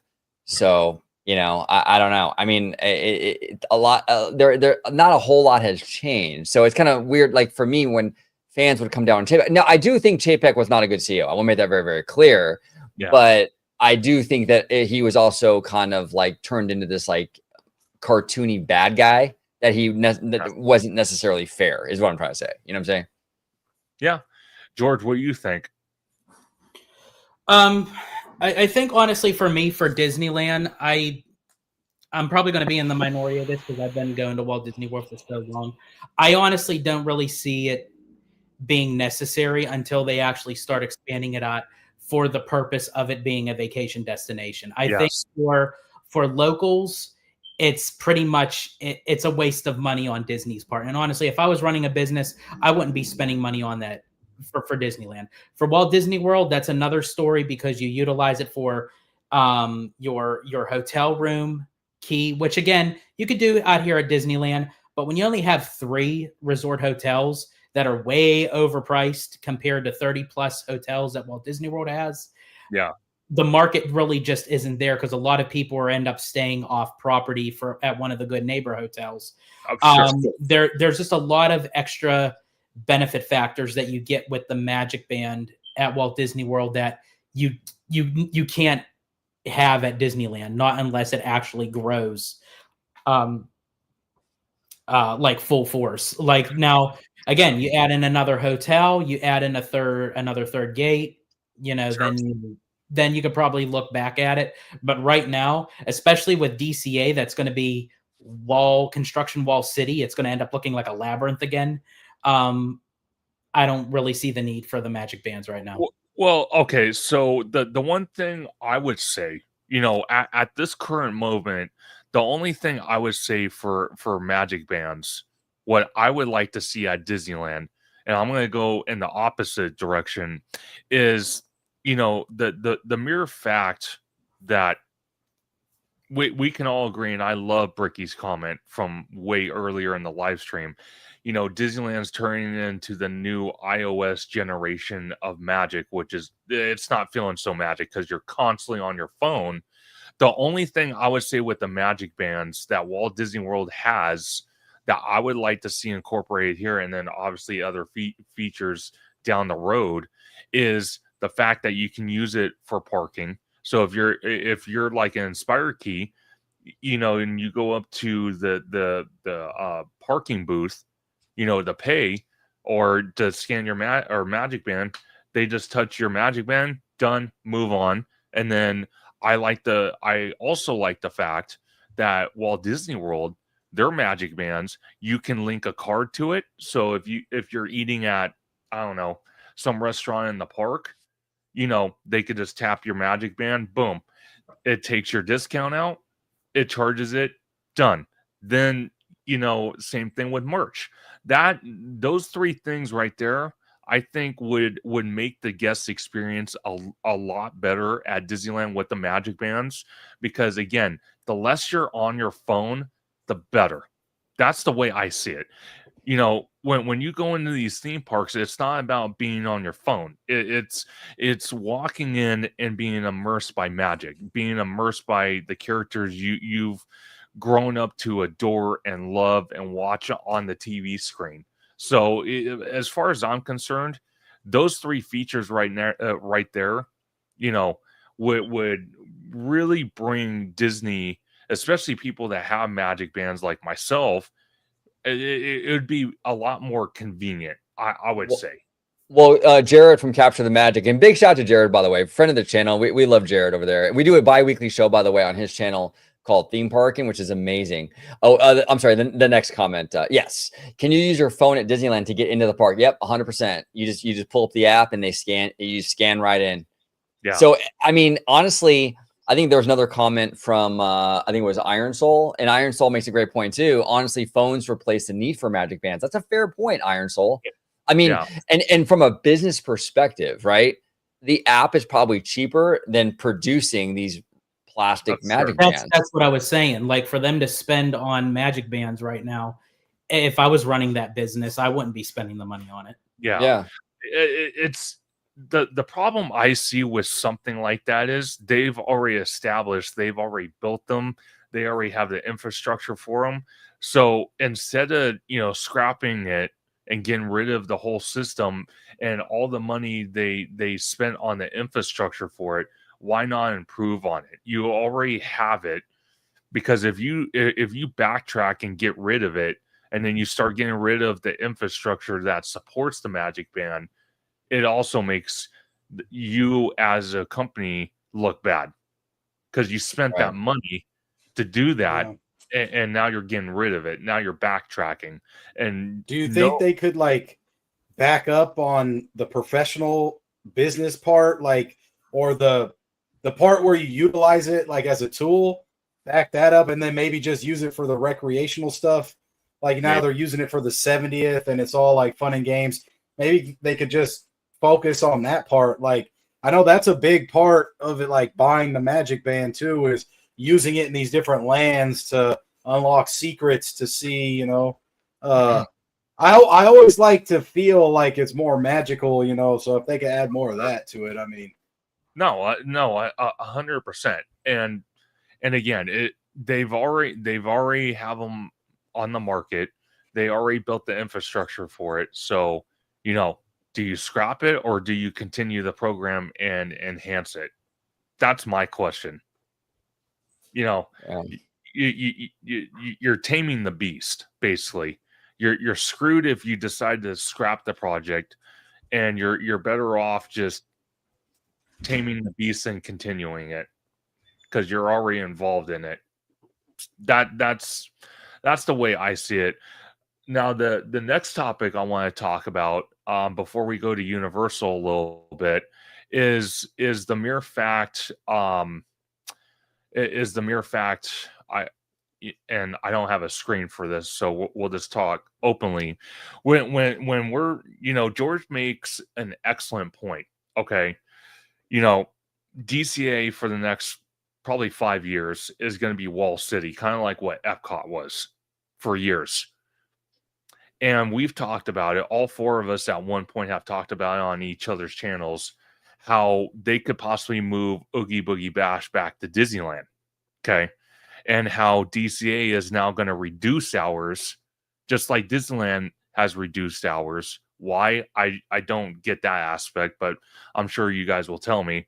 But reduce. They're probably going to reduce hours to Disney or DCA. I could see them closing that park probably at 6 o'clock.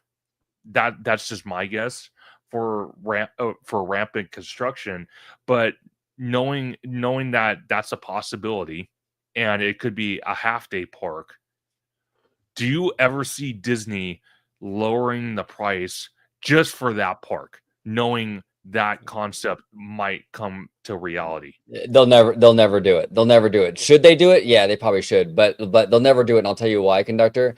The minute you lower that price, like just for DCA, that's Disney acknowledging this is a weaker park. And that might not even be the case necessarily, but it gives the perception this park doesn't have as much value. Yeah. And they're not going to do that. Go ahead, Tommy. No, I was saying what's up to Webba, but no, yeah, no, like I don't think they would ever backtrack.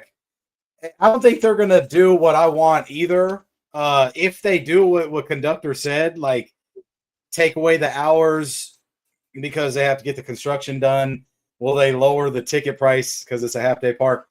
You want that, but like for me, down the line past that, I would rather have them, when they bring back the full hours for DCA, make it equivalent to Disney almost. Like, Sure. let me stay there a little bit longer. I don't know if it's just because they have alcohol that they cut it a couple hours shorter than Disneyland, or if they just want you to go over there for fireworks. Or I don't know what it is. I'm sure you guys could tell me if that is what it is, but I would rather just have it the same hours as Disneyland and not hours shorter. The reason why they do that, Tommy, is I heard that. By the way, Kaylee, thank you so much for congratulations on 8K. Thank you so much. Actually, we're almost to 9K. We're very, very close to 9K now. But thank you, Kaylee. Appreciate you. But the reason why they close it separately, Tommy, is because of the crowd. If Disneyland and DCA close at the same time, everyone's leaving at the same time. So that's what I heard. I could be wrong though. That's going to be hard with Avatar because everybody wants to see it at nighttime, and summertime, the hour it's dark at what 8:39. I mean, I know. Yeah, but see, the problem I see is, and again, I agree with OG. Obviously, Disney will not do the right thing. The right thing in all of our minds would be to lower the price for that park until I would say a good 90% of the construction walls go away. Will they do it? No. I agree with you all. They won't do it. And that's a sad thing. They'll just keep increasing prices. It'll still become a half-day park for years as they ramp up construction. And it's just,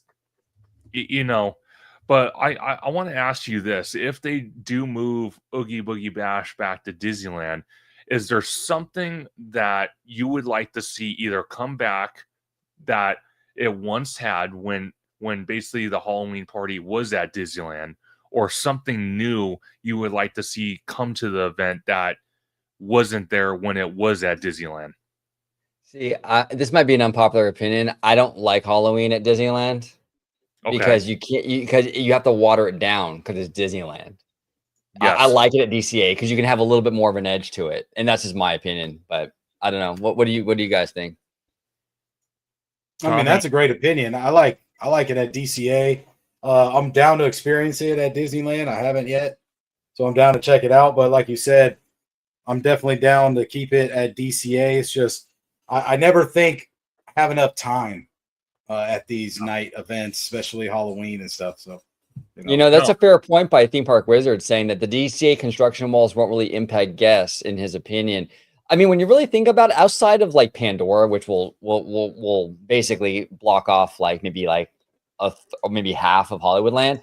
I mean, Coco is going to be backstage, honestly, and so is Avengers. So that's a fair point, Wizard. No, he's absolutely right. No, he's right. It's just, I don't know, dude. I don't know. I just don't like the direction they're going. Price increases without new attractions, new experiences.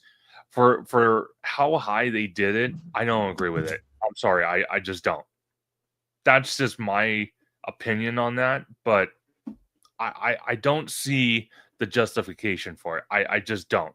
Now, a lot of people said last Sunday when I think I had George on, was someone said in the comments, well, Universal's going to increase their prices once Hollywood Drift opens. I'm like, well, see, you just answered the question in your comment.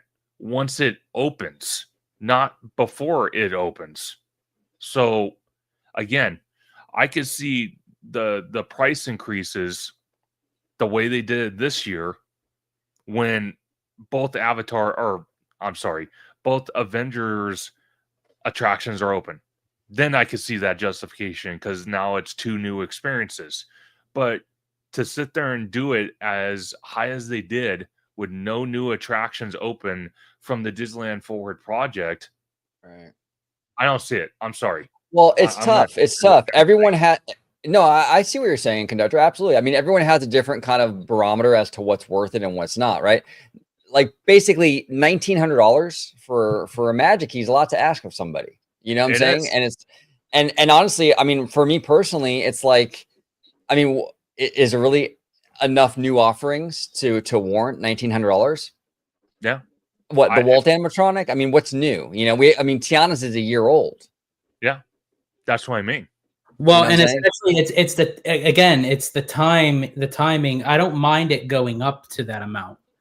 My thing is the timing that they're making it go up.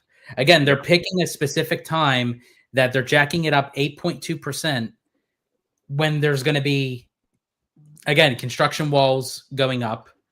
We don't have Avengers yet. We don't have Coco yet. We don't have Avatar yet. So what's it going to be like when they open? It's going to go up even more, probably higher than 8.2%. Yeah, and that's what I mean. By the time, and Wizard said it the last Sunday, if not in your live stream, George, when I was on your show, was that we're probably looking at the 2 Avengers attractions opening in early 2027.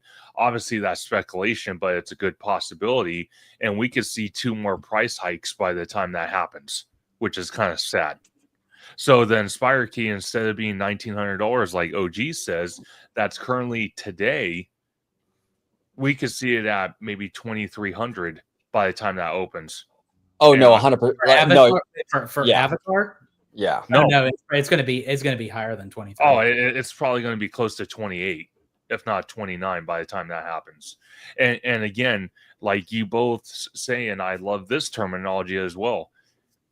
At what point does either a single person that goes to the parks that owns a Magic Key or the family of 4 says, you know what, I'm going to vote with my wallet. I'm going to take a back seat.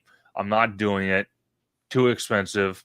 I'd rather take my family on a cruise, which is probably a little bit cheaper. Maybe. Yeah. No, 100%. Now, Kaylee, you are correct. That is a Labubu. And if everyone at home wants to name the Labubu, I don't have a name for it yet. So if anyone wants to name it, There you go. maybe we can call it Inspire after the $1,900 Magic Key. We'll see. Yeah, it's good. Does it light up at least? No, dude, just just a Labubu. Man. Does it make a noise? Oh man, or even vibrate for that matter? Does it do anything? Family show, Conductor. Family show. Well, I know, but still, I have to ask. For $1,900, it better do something besides stare at me in the back corner over there. Lord Jonathan says, I'm worried about more classic areas being replaced after Rivers of America removed now. He's probably referencing Magic Kingdom. Are you guys worried about that at all? What say you guys? George, what do you think, brother? I don't know. I think it just depends on what are the numbers for Disney. I think honestly with Rivers of America, I think it was classic Disney, obviously with the and with the Rivers of America, but it just wasn't bringing in the crowds. People weren't traveling down to Walt Disney World to take a loop around the Rivers of America. Does it fit well in Disneyland? Yeah, it fits aesthetically to the land. It fits aesthetically with just being Disneyland. It works for having Fantasmic on the water. They tied the Rivers of America also to the fireworks and what have you. But for Magic Kingdom, no. So I feel like that Disney just wants to utilize the space that, and again, this is where with Jeff Volley, where he was getting a lot of heat, that, it does mean something to everybody. But I think what he was referring to when he said underutilized area, it's underutilized area that it's a big chunk of space that, let's face it, no one was going over to Tom Sawyer Island at Magic Kingdom. No one was going on the Liberty Bell, constantly around the clock, and Disney probably knew the numbers. Yeah. So they're going to put in something that's a hot franchise that sells a lot of merch, and Cars is one of them, regardless if you like the movies or not. It's a merch king. And so to Lord Jonathan's question, I think they would only touch classic areas if they know that there could be something better that can replace it if it's not doing its job. Yeah, no, 100%. So the problem I see is with our Rivers of America, I don't see it going anywhere, and I hope it never does. But one thing I would say, and I would urge Walt Disney Imagineering to fix, is many of the broken effects on our Tom Sawyer's Island. I think it's long overdue. I think it needs to happen, you know, because a lot of people, you know, they like going to that island to either maybe go have lunch, get away from the crowds, hang out, relax, you know, or, you know, go enjoy what the island has to offer, but it's not offering much. You can't get on the Phantasmic stage. It's always blocked off. Half the time the caves are blocked off. Most of most of the effects, not all of them, but most of the effects are broken. So you know, it's not looking pretty. It's not looking pretty either on our side. So it's like my question on that, and I have to ask all three of you, and I'm going to start with George here. Why is it that Walt Disney Imagineering refuses to fix the broken effects on our Tom Sawyer's Island, knowing the backlash that its sister in Walt Disney World is getting axed for an animation type IP? Why do they refuse to fix our broken effects? I think honestly, the biggest elephant in the room, or should I say dragon, is the reason. I feel like Disney is kind of waiting in the wings to kind of have the dragon ready, because Phantasmic is going to have to go down, you know, for its refurbishment. And honestly, it's going to be going down for its refurbishment soon anyway. So by waiting for the dragon, waiting for the refurbishment, they weren't going to do anything during the summer months. And it does suck, because especially for the people that pay an arm and a leg for those the Phantasmic dinner packages. Yeah.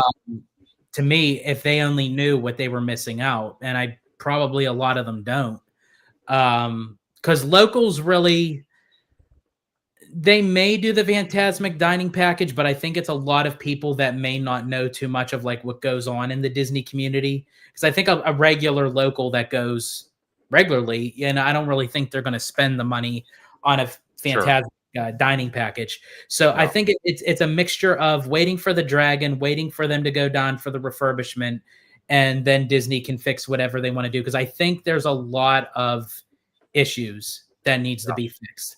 The trap doors, the pyro, everything. Honestly, Phantasmic at Disneyland right now is a hot mess. Yeah, George is right. It's very much it's a chessboard, right? Where you have to sort of like map this stuff out, and there's things that they need to schedule in the future that maybe we're not even privy to, and things like that. So these things are scheduled in a way that sort of mitigate obviously capacity issues too. Like, I mean, you can't have too many things closed at once and this, that, and the other. So there's a lot of decision making that goes along with shutting down anything. It's like operations have to kind of figure all that out. So I think that's a big part of it. And so, yeah, they're going to probably shut down most of that stuff when they have to install the dragon. George is right. And so they're just probably waiting until then. And we'll see. And from what we're hearing, I mean, they are building a new dragon. We are getting a new dragon. It's just that we probably have about another year or a year and a half until we get it. So sure. And then I want to give a big shout out to Hidden Geek Village. Guy's been awesome with the super chats. So shout out to him. He says, I read some forums where some people want to see Tomorrowland bulldozed for something new in Disneyland. How do you guys feel about that? You know, I agree, but it depends on what he's trying to say. Like, I've always said Tomorrowland should be bulldozed, except for Space Mountain. Yes. So I want a ground up new Tomorrowland. I don't mind if they kind of, they change the angle of what the land means. If it's more like science fiction and like spaceships and rockets and space stuff, that's fine. As opposed to Walt's original vision of like it being like an actual Tomorrowland, which I think they've already kind of moved away from that anyway. But yeah, bulldoze everything except Space Mountain. Let's get a brand new Tomorrowland and have it very much like a space themed land. You know, you can sort of reinvent the theme a little bit. And we're kind of already moving that direction anyway. So yeah, sure. I think you need a bulldozer. How many times are we going to paint and repaint and redress the 1960s Tomorrowland buildings? It's time to really get this stuff fixed. Here's the other thing too. That people mover track goes through all of those buildings. You know what I'm saying? Like, I know Disney doesn't want to touch any of this stuff, but eventually you're going to have to, you know, and it's a really bad show. I was on the monorail recently, and you go over all the old people mover tracks, and it's all rusted out, and there's like a bunch of leaves and everything. It's a terrible show. They really, really, really need to get all that sorted out. And I get it, Disney, you don't want to do it because Tomorrowland still packs a lot of people in, and it's still very popular because we have a big ride in there. But at this point, it's just bad show. So bulldoze it. Well, see, I agree with you because you know, if it wasn't for Space Mountain, I'm going to be very honest with you, gentlemen. I call it. I don't even call it Tomorrowland. I love using this name. It's the land of the popcorn buckets, in my personal opinion. If you want to find a rare popcorn bucket, you go into that land. That's where they're at. Sorry to say it, but it's not even Tomorrowland anymore. Personally, for me, I agree with OG.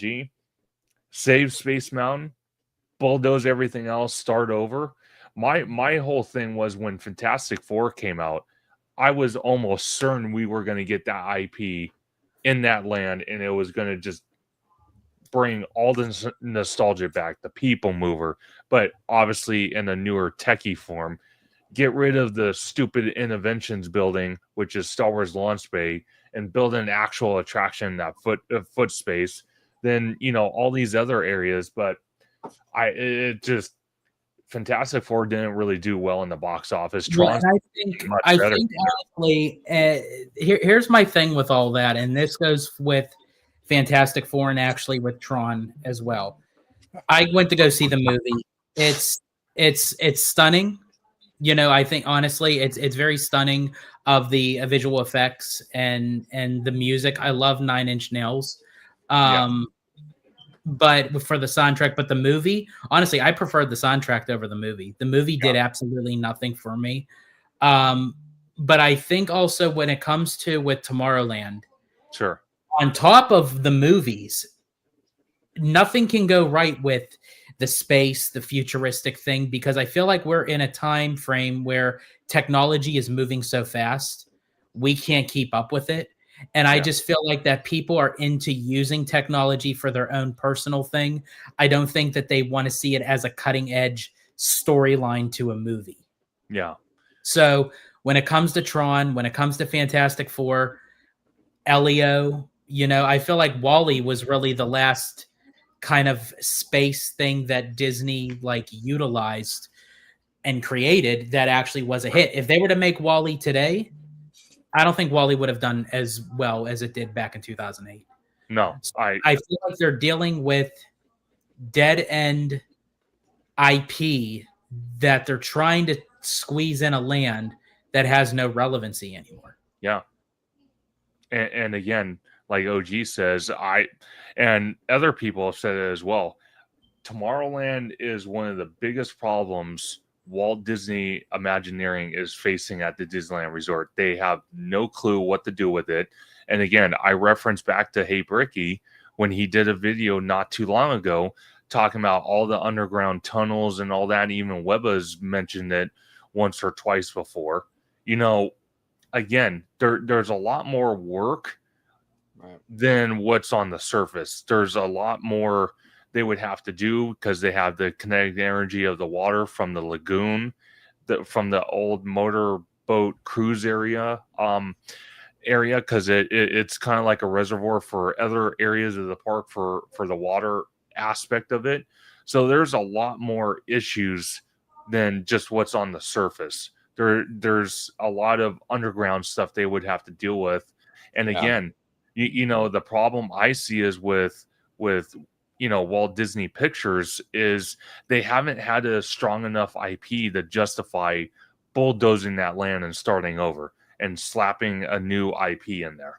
Well, they've had multiple attempts at sort of like, or multiple opportunities for IP, right? Lightyear was one of those opportunities and it failed at the box office.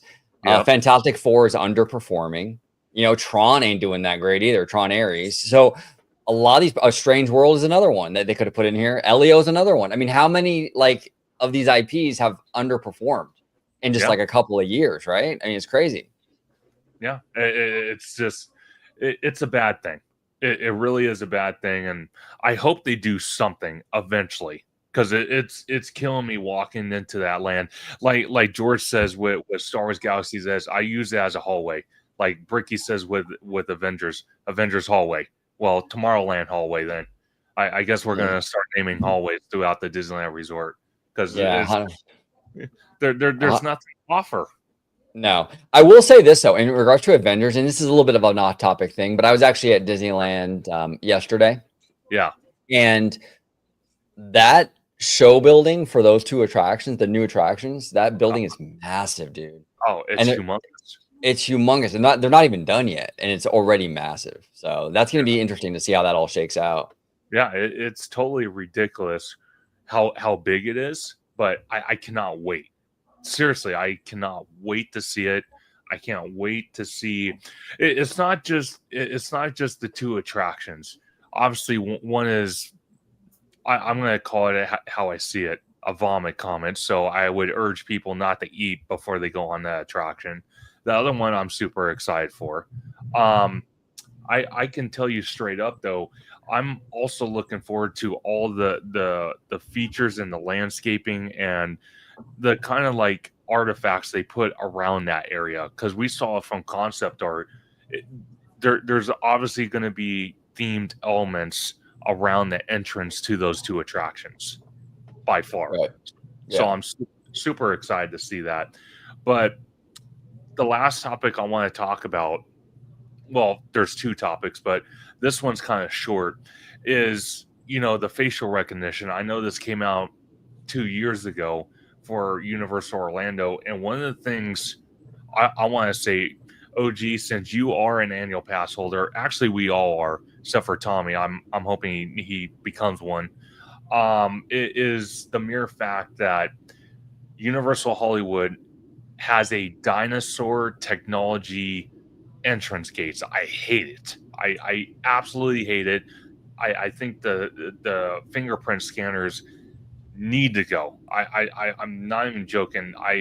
It's funny because I told somebody the other day, I'm like, give me a construction hat. I'll get a sledgehammer from Home Depot. I'll go down there and freaking smash those things into a million pieces. I have no problem doing that. Let me ask you a question, Conductor, because Sure. I was there today. I scanned my ticket and I did my finger thing. It was pretty easy. What is it about the finger thing that you don't like?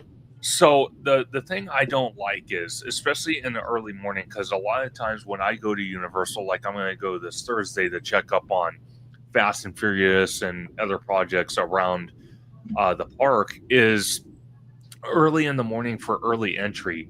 Even during the day, even with HHN, people have a hell of a time for whatever reason because the fingerprint scanner does not work. Now, don't get me wrong, it does work sometimes, but most of the time it doesn't. A lot of times I see people, including myself, have to, scan. It won't at Disneyland. No, Universal. Oh, Universal. Okay, yeah, I was going to say, yeah, Universal's fingerprint is atrocious because there's times where I have to do it like multiple times, and then they just end up saying just go through anyway. Well, it's like, well, couldn't you have told me that the first time after me attempting 5 times? Exactly my point. So that's one thing, and I want to shout out to Theme Park Wizard, the absolute goat when it comes to theme park permits. He clearly stated once the hotel is starting to build, that's why they're building 3 security hubs. The security area where we have right now to get into the esplanade of the entrance gates for Universal, those are going to go away, and it's going to all be fenced in and blocked off while they're building the hotel. And one thing I've told Wizard nonstop every time I hang out with them is I really hope to God they get rid of the fingerprint scanners. They go to the facial recognition, because I have to tell you, I know a lot of people don't like how they did it with Disneyland, but I have to tell you, compared to their old system, I love it a lot better. I get into Disneyland, or I get into DCA so much faster. Oh, it's ridiculous how much faster. No, I agree with you. Where you just scan your ticket or your pass, right? You get in. And I was worried about that, Conductor. I really was, because I've been to Target, I've been to the supermarket where that self checkout thing, and it's like you get a lot of people trying to do the self checkout, and it's a hot mess. You know what I'm saying? So I was worried, like, okay, you're gonna depend on people to scan their own stuff. It's gonna cause a bottleneck or whatever, and it really hasn't. It's actually been pretty smooth, you know. So, well, the kind of justify your comment, I know with the Amazon grocery store, because I have one where I'm at. Right when it opened, there were issues right off the bat, because you walk in there. I don't know if anyone's been to an Amazon grocery store, but you walk in, literally the whole ceiling. They must have probably about 800 cameras hanging from the ceiling, and they have sensors on the shelves. So when you grab something, because you have to scan your Amazon grocery QR code, so you have to go through the app and get the grocery QR code that's linked to your account. And when you grab something off the shelf, it triggers it and adds it to your cart, because it's supposed to be self-efficient, so you don't have to wait in line at a cash register. You could just walk right through, because it'll automatically charge your card on your Amazon account. And a lot of people, when it first started off, a lot of people would grab stuff, they wouldn't recognize it. People would be walking out with merchandise that wasn't even charged their account, so there were issues with that. So there was some issues with that. Even with self checkout, there was issues, but they have evolved obviously dramatically. But Hey, I have a comment for John. Sure. Whenever you guys are ready. Yeah, go for it. So John's over here saying, I want a Thor attraction with kind of like how they do a Sword in the Stone, but with Thor's hammer. Okay, so I don't know how old you are. So if you're young, my apologies. But if you're old, maybe you've seen this. It's gone now, unfortunately. But Treasure Island in Vegas, that casino had something called the Avengers Station. And I actually attended there. And they have everything you want from your favorite Avengers. And one of the things they had was the Thor hammer. So maybe you could YouTube that, check that out. They did have it. It's just you may have missed it. Yeah. That's dope. That's dope. Yeah. And then John kind of, his next comment, he's saying he doesn't want the facial recognition. So I want to kind of ask you guys, why wouldn't people want facial recognition? Is it because their identity gets put into the system where other entities have access? Or do you think I mean, that might be the concern, but here's the thing, Conductor. It's honestly, we're kind of beyond that at this point. I mean, if you're already giving away your fingerprint and all the other information you give them, sure. To see my face is not much of a, you know what I'm saying? Like I'm already giving Universal my financial information, my name, my address, for all that stuff, for my annual pass, and I'm giving them my fingerprint too. So, okay, so now they can scan my face. They already have a shit ton of my information anyway. So for me, I understand the concern, but a lot of these companies already have everything they could possibly have on you anyway. Oh, sure. I don't really know what at this point, what the deal is. You know what I'm saying? This is my opinion. Unless you're stealing left and right. If you're trying to get over on theme parks, you don't want your facial recognition because they'll catch who you are. I guess I can see it, because then your scheming plans won't work anymore. No, exactly. And these companies, you're 100% right, Tommy. And these companies like Universal and Disney love the facial recognition, because it's also easier to police the bans when they ban somebody. Like, you can scan it, and and Wizards has a great point here. Your phone gives all your info away. It does everything. Yeah, right. I mean, Disney knows what you had for lunch. Literally, they know what you had for lunch. Yeah, so, literally. Yeah, email for real. Yeah, right. And Jared says, for the Orlando parks, the facial recognition works amazing, and that's what I want here in Hollywood.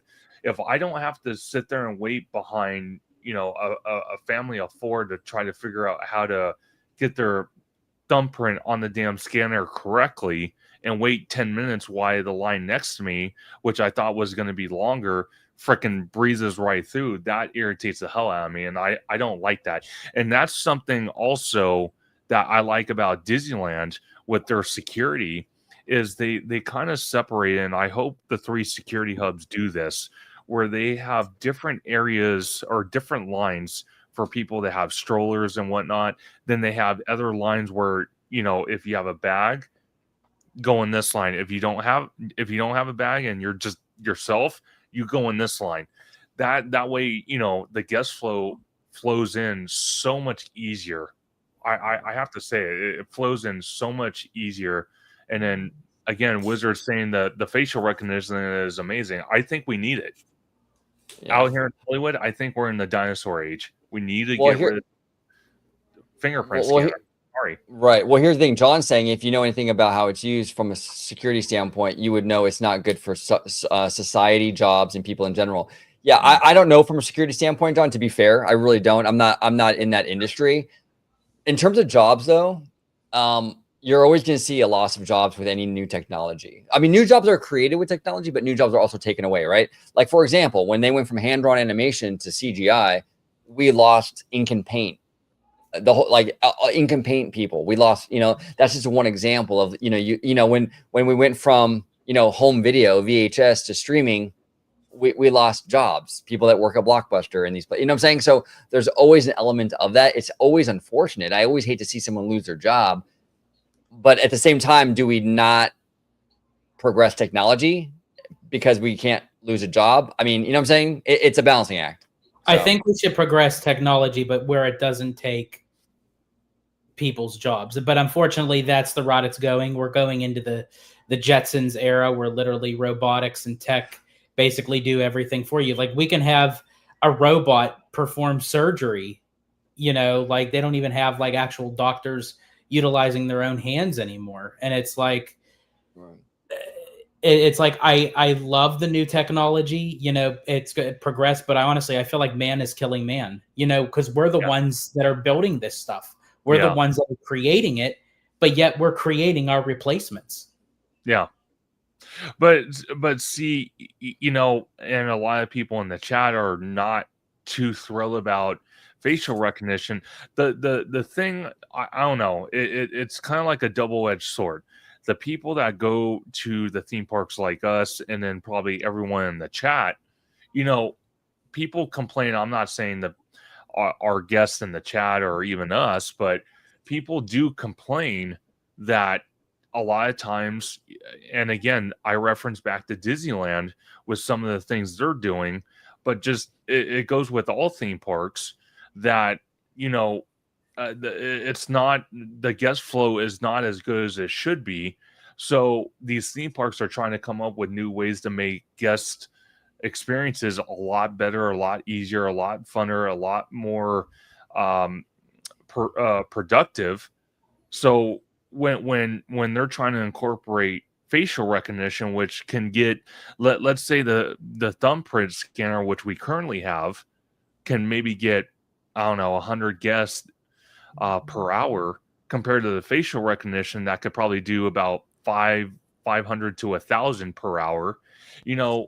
You can't have it both ways. You can't sit there and complain that the infrastructure sucks and that I'm waiting to get into the park and it's taking forever. But then when these parks trying to incorporate a new type of way to make that progress go faster, then people are complaining about, oh, I don't want that. It's like, how many other ideas do we have? And George makes a great point as well. George, basically said we're creating these new technologies that are replacing us.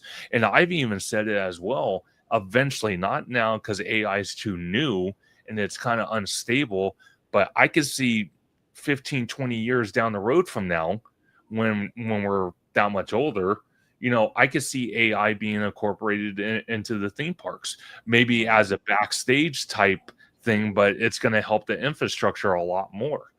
And we're like George and OG and all of us can agree, we're in that new techie area of a millennium. We can't sit there and keep nostalgic ways of doing things. We need to be more productive, and if that means incorporating new techs into the park to sit there and make the guest experience better, I'm open to it. I'm sorry. I know a lot of people aren't, and maybe they'll warm up to the idea when the tech gets more involved or evolved, you know, as time goes on. But that's the direction we're heading in. Every single new thing is going to replace some kind of job. Like us being YouTubers, we probably replaced a job of some kind doing this kind of content on the internet. Sure. I mean, there's always going to be a job or jobs that are replaced when you introduce something new. You know what I'm saying? And again, I'm not trying to sound insensitive. I don't want to lose my job. I don't want anyone to lose their job either. But at the end of the day, though, yeah, I mean, none of us want to see that. But it's just the reality of the situation. When technology progresses, there's going to be job losses, you know, whatever it is. You know, and facial recognition is at the airports anyway. So really just depends what your meter is of travel and distance and how you actually participate in the world. You know, it's like, it's almost like day to day, like if you go to the airport all the time. No, well said. George, what do you think about this with the facial recognition? Do you think Universal, at least here on the West Coast, should, you know, match its counterpart in the East Coast and stop being in the dinosaur age? When it comes to facial recognition for that part of the technology, like I'm okay with it. As you guys were already mentioning, they basically already have all our lives in their record books. You know, but my thing is, it has to be. Thank you, Kiki and Luca. I greatly appreciate you, man. My thing is, I think it just depends on like what the technology is utilizing for. Like for instance, like I'm good with like the facial recognition, because again, us just having our phones, like anytime you put in your information on your phone, somebody out there is following you. Chances are we're all pretty much hacked. You know, you automatically think that you're not hacked. You try to do cybersecurity and all that kind of stuff. Sure. But chances are someone has your information. It's out there on the web. What was that? Oh, here, hold on. Here we go. Here. Phone tapped. I didn't even hear it. Oh, God. What was I saying? Uh-oh. I don't know. You can move on. Oh, God. You see that? They got his nudes. They got your nudes, George. Oh, God. No. They're hearing this conversation. Yeah, you could move on. Go ahead. Okay. Sounds good. No, but to top it all off, I think these theme parks are really going to incorporate the IT aspect of it, and I think it needs to happen to not only involve guest experience, but to also help the infrastructure for the back of house to also help guest experience. And I think that's the most important thing, because when you look at it, anytime you go to a theme park, or you go to a concert, or you buy something on Amazon, they always send you emails. Always. How was your experience? How was this product you bought? What do you think of the band that played at the Honda Center? What do you think about this movie? They always want that guest experience. And again, social media is where it's at. You know, I mean? Someone can post a comment about and a lot of times it goes viral, and people just start commenting like crazy. So again, it's where it's at. The last thing I want to talk about before we end is the construction. When you look at Universal and you look at Disney, I want to ask you, because we're both kind of, all four of us are kind of on both sides. We love Disneyland, but we also love Universal. Why do you think Disneyland or the Walt Disney Company takes so much longer to build something than its counterpart, Universal? Why do you think and I've said it before, why do you think they love going through the red tape while Universal seems like they blow right through it? Why is that? Because I think that Disney, and I've talked to Wizard about this, Disney loves to spread the expenses out over as many fiscal periods as possible. They do. Right. And so that's what it is. And I think Universal just has a different strategy. It's not that Universal has better construction workers or anything like that. It's just that Disney purposely kind of like, spaces it out. So yeah, exactly. There you go. Wizard said it. Well, see, that's the other thing. Maybe I'm just too privy to Universal. I again, financially, I understand Disney's standpoint. I really do, but there has to be a balancing act.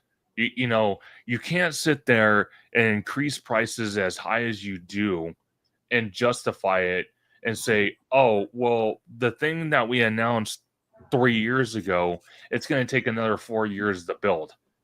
Meanwhile, we might see four new price hikes and it's still not done. So again, I don't like that aspect.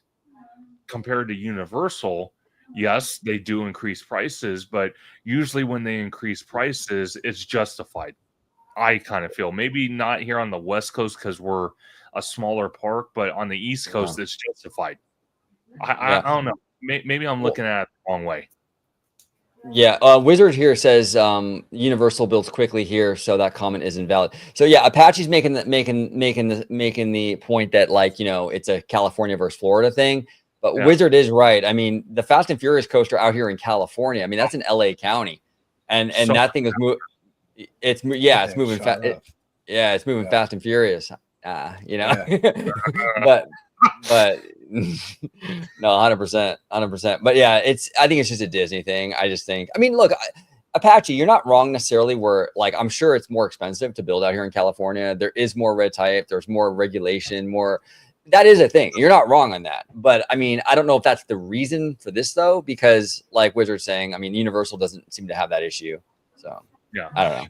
See that's what I mean. And again, I'm not blaming Disney entirely because they're playing they're playing the financial game. They're using their quarterly, their quarterly periods to sit there and build stuff and to do it that way. Universal's just like, you know what, the hell with it. We're building it. We don't care about it.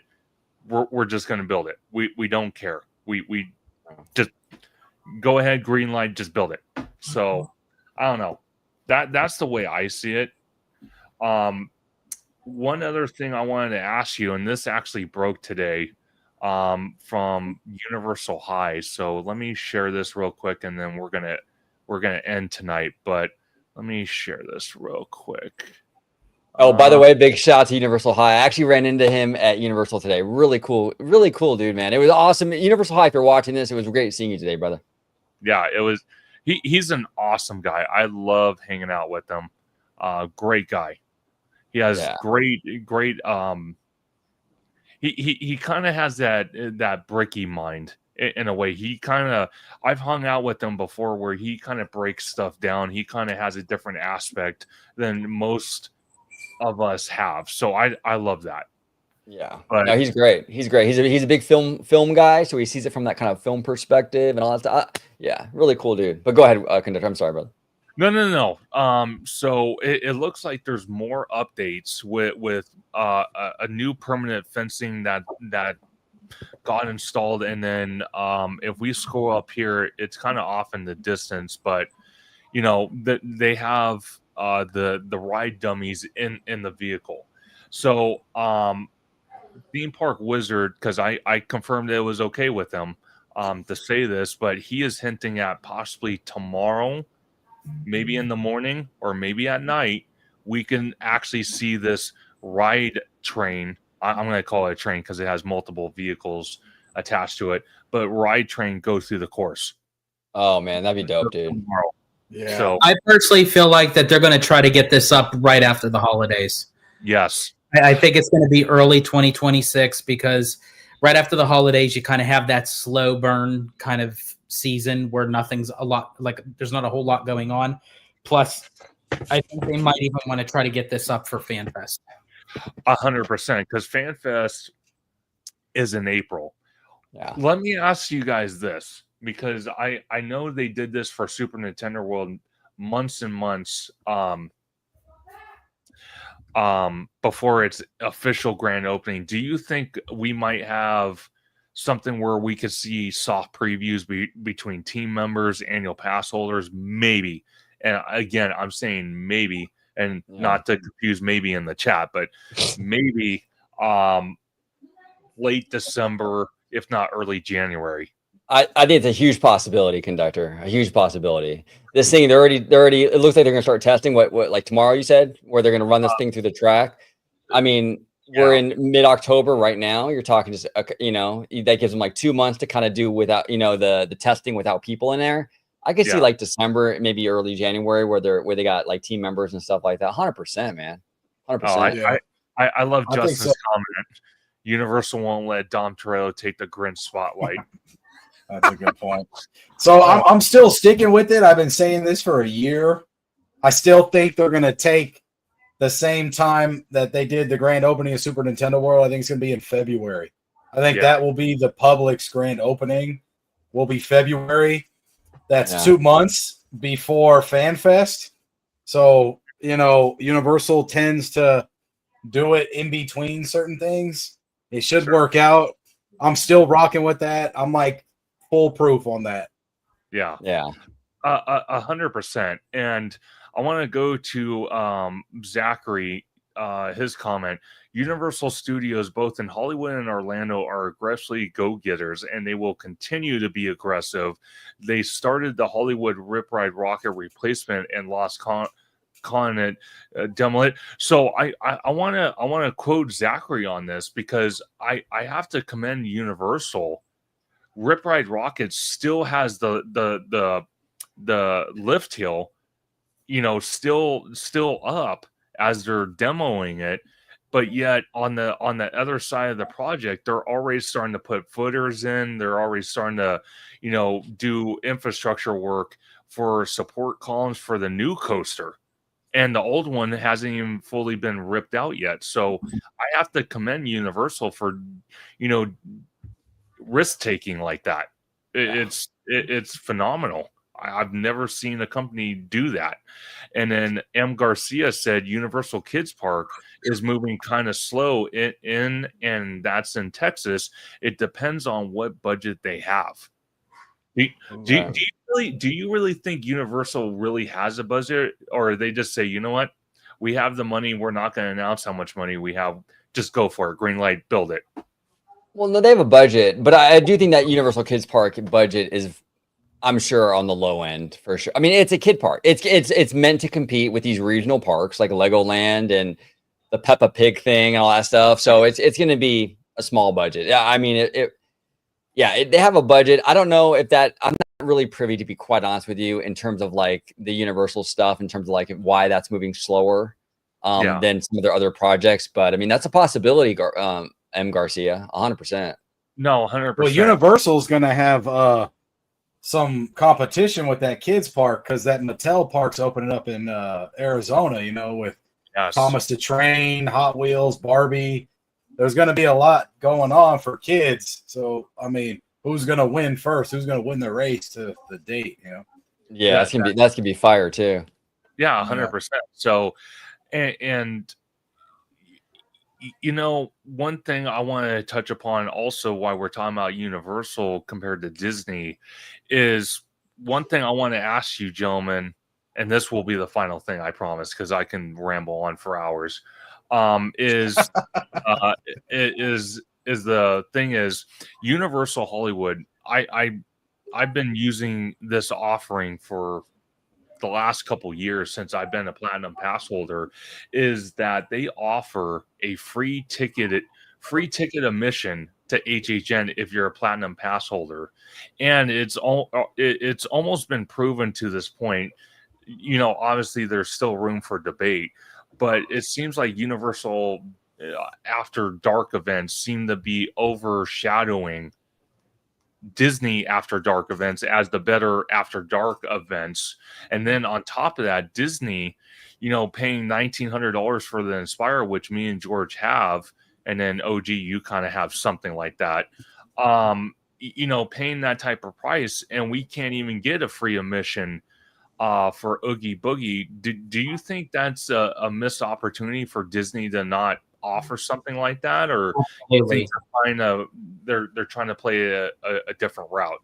Yeah, absolutely. No, they to not give a free, especially for the prices that they're now going to be asking for, especially moving forward.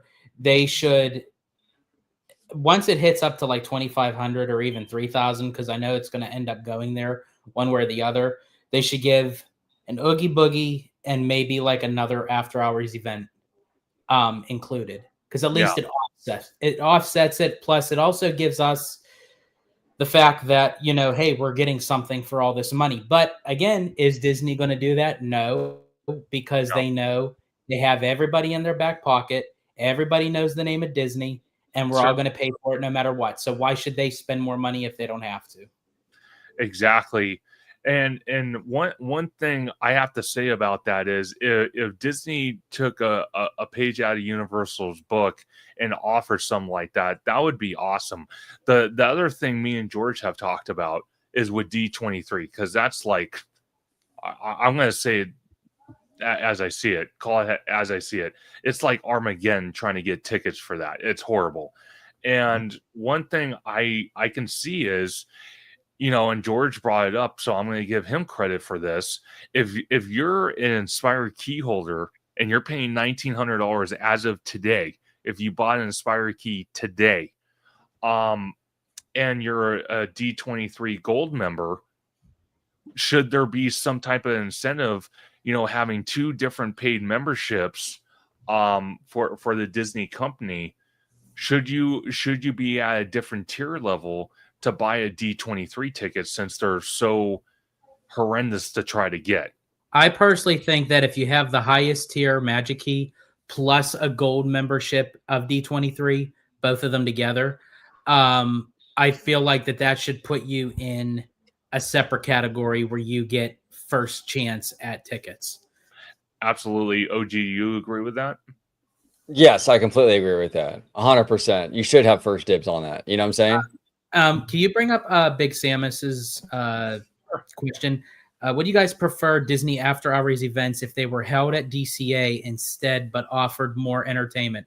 I would be okay with that, Big Samus, as long as they actually give us entertainment for these after hours events. That's the problem with Disney's nightly events. Like when they give us something firsthand, like 90s night and Disney Channel night, when they give us the first time around, it's a banger. They give us fireworks, they give us nightly entertainment, they play good music, and then when they bring it around the second time around, it's a diluted version of the first time that they've done it.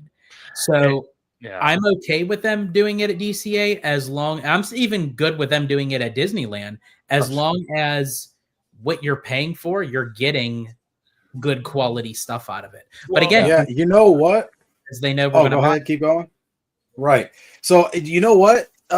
Just to bring it back to the beginning of the conversation, when we started with just always like iOS Disney, always on the phone, I kind of feel like I like going to the After Dark events, and the ones that are held at Disneyland feel different than Oogie Boogie at DCA. And I'll give you an example. Is I tend to like to try out the foods, the themed items, and they actually drop a lot of themed foods and drinks for these After Dark events that you only could get at this event. So for me, is planning out all the food on your phone, trying to hit the mark of your reservation time of when you put the order in for the food, and still being able to meet these characters and enjoy the event. I feel like I'm on my phone more at the After Dark events at Disneyland than I would be if I was at Oogie Boogie for DCA. That's a fair point, Tommy. And the other thing too is I think with a lot of these after hours events, it also kind of depends on what the after hour event is. Like Oogie Boogie is perfect for DCA. I think Halloween is actually better at DCA because you can get a little bit more edgy. I don't know. putting like a Halloween thing in Disneyland, you have to automatically water it down to some degree because it's like a castle park, you know. But stuff like, you know, for like, I know it's not an after hours thing, but stuff like Christmas feels better and more natural at Disneyland, though, right? So it kind of like, for me, it's kind of like, you know, what the theme of it is kind of depends on what I'm wanting, you know, in terms of what park. And 100%. 100% agree, because when you look at a comparison, okay, when you look at a comparison, HHN, which again, there really isn't a comparison, but when you look at Oogie Boogie at DCA, first of all, I personally think meaning DCA is more of that edgier park. They could go a lot more darker, a lot more edgier than they already have. They could stop bringing back stuff, you know, that they've brought in years past. They can bring new characters, new IP to the event. And why they decide not to do that, I have no idea. I don't know if they have, you know, deals behind doors. You know what I mean? You know, where they have a contract. Oh yeah, we're gonna have these set of characters, or we're gonna have this for the next 5 Oogie Boogies for the next 5 years. I don't know what it is, but that's why I kind of refuse to.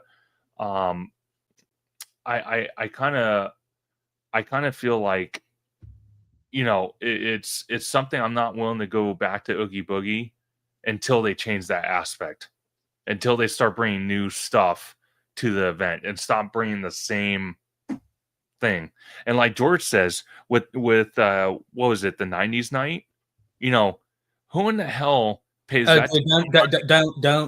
Don't even get me started. All you have to say is 90s night. Okay. I will go on my Italiana rant. Oh God. I will go. You know what? You already went there. I'm already doing it. Okay, so let me break it down. Here we go. Oh shit. Okay, so here's my thing with 90s night. I couldn't wait to do this because when I watched it on YouTube, it was like a banger. They played all the Disney afternoon music. You know, they played the fireworks. We got like they played DuckTales, Eye to Eye, Darkwing Duck. They had all the characters around on Main Street where you could literally just walk up to them and take a picture. I go I go to 90s night, and what do I get? I get wooden cardboard cutouts of the fucking gummy bears. I missed the opportunity to meet Darkwing Duck because you had to get a wristband, which they didn't tell us we had to get a wristband up until 3 hours before the event even started. I missed my opportunity to meet Darkwing Duck. I couldn't meet Huey, Dewey, and Louie. It was the Powerline little concert thing that they did in Tomorrowland. That was kind of fun, but they were. Oh, Nathan, I'm a bag full of kernels and I'm popping. But they held all that stuff on Main Street. It was a much more bigger spectacular, and we basically got 90s night light. They shouldn't have called it 90s night. They should have called it 90s light. That's what they should have. Well, and that's why I've been saying for a long time, Universal is just doing it better when it comes to after hours events, whether it be HHN, whether it be FanFest. Universal's knocking out of the park. Universal is hungry right now, and really honestly, Disney with these after hours events, because a lot of people bitch online, but they don't pay, they don't vote with their wallets. So they still go to these after hours events. And you know what? It shows Disney that hey, we can throw whatever slop at you and you're still going to eat it. Like, that's the thing. Like, Universal is trying, they're actually giving a shit, and Disney isn't. That's the difference. And it shows. I have to also say too, 2 days ago, I just finished my second round of HHN. I went 15 hours at Universal. Like, my body is hurting right now, but you know what? That it hurts in a good way, because I'm actually getting my money's worth, where you can get 15 hours of HHN, and for an after hours night at Disney, which is almost like twice the price, you're getting 3/4 less of a time to do everything. And here's the thing, you don't even get everything done. You could barely get whatever else that they have because they don't tell you ahead of time. They don't give you a game plan. When I did HHN the day before, or was it yesterday? I can't even remember. Yesterday or the day before. Yeah. I don't even know what day it is. We ended up doing all 8 houses. Well, not 8 houses, sorry. 7 out of the 8 houses. We just didn't do Five Nights at Freddy's because for me, this is a hot topic. I love the franchise. As for the house goes, I wasn't a fan of the house. I wish that they would have turned it into more of a show. Oh, sure. Rather than a walkthrough house, but that's another topic for another time. Yeah. 7 out of the 8 houses, but then we also doubled on some of those. Sorry, Perry. Yeah, you got the houses, man. But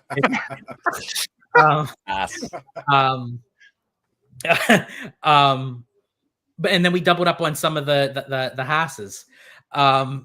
So because we did Wyatt 6, Terrifier. Oh, here's another little tidbit for everyone that's going into HHN for the 5:30 slot. They started opening up Terrifier at 5 p.m. It was literally a 5-minute wait that we got through Terrifier. Yeah.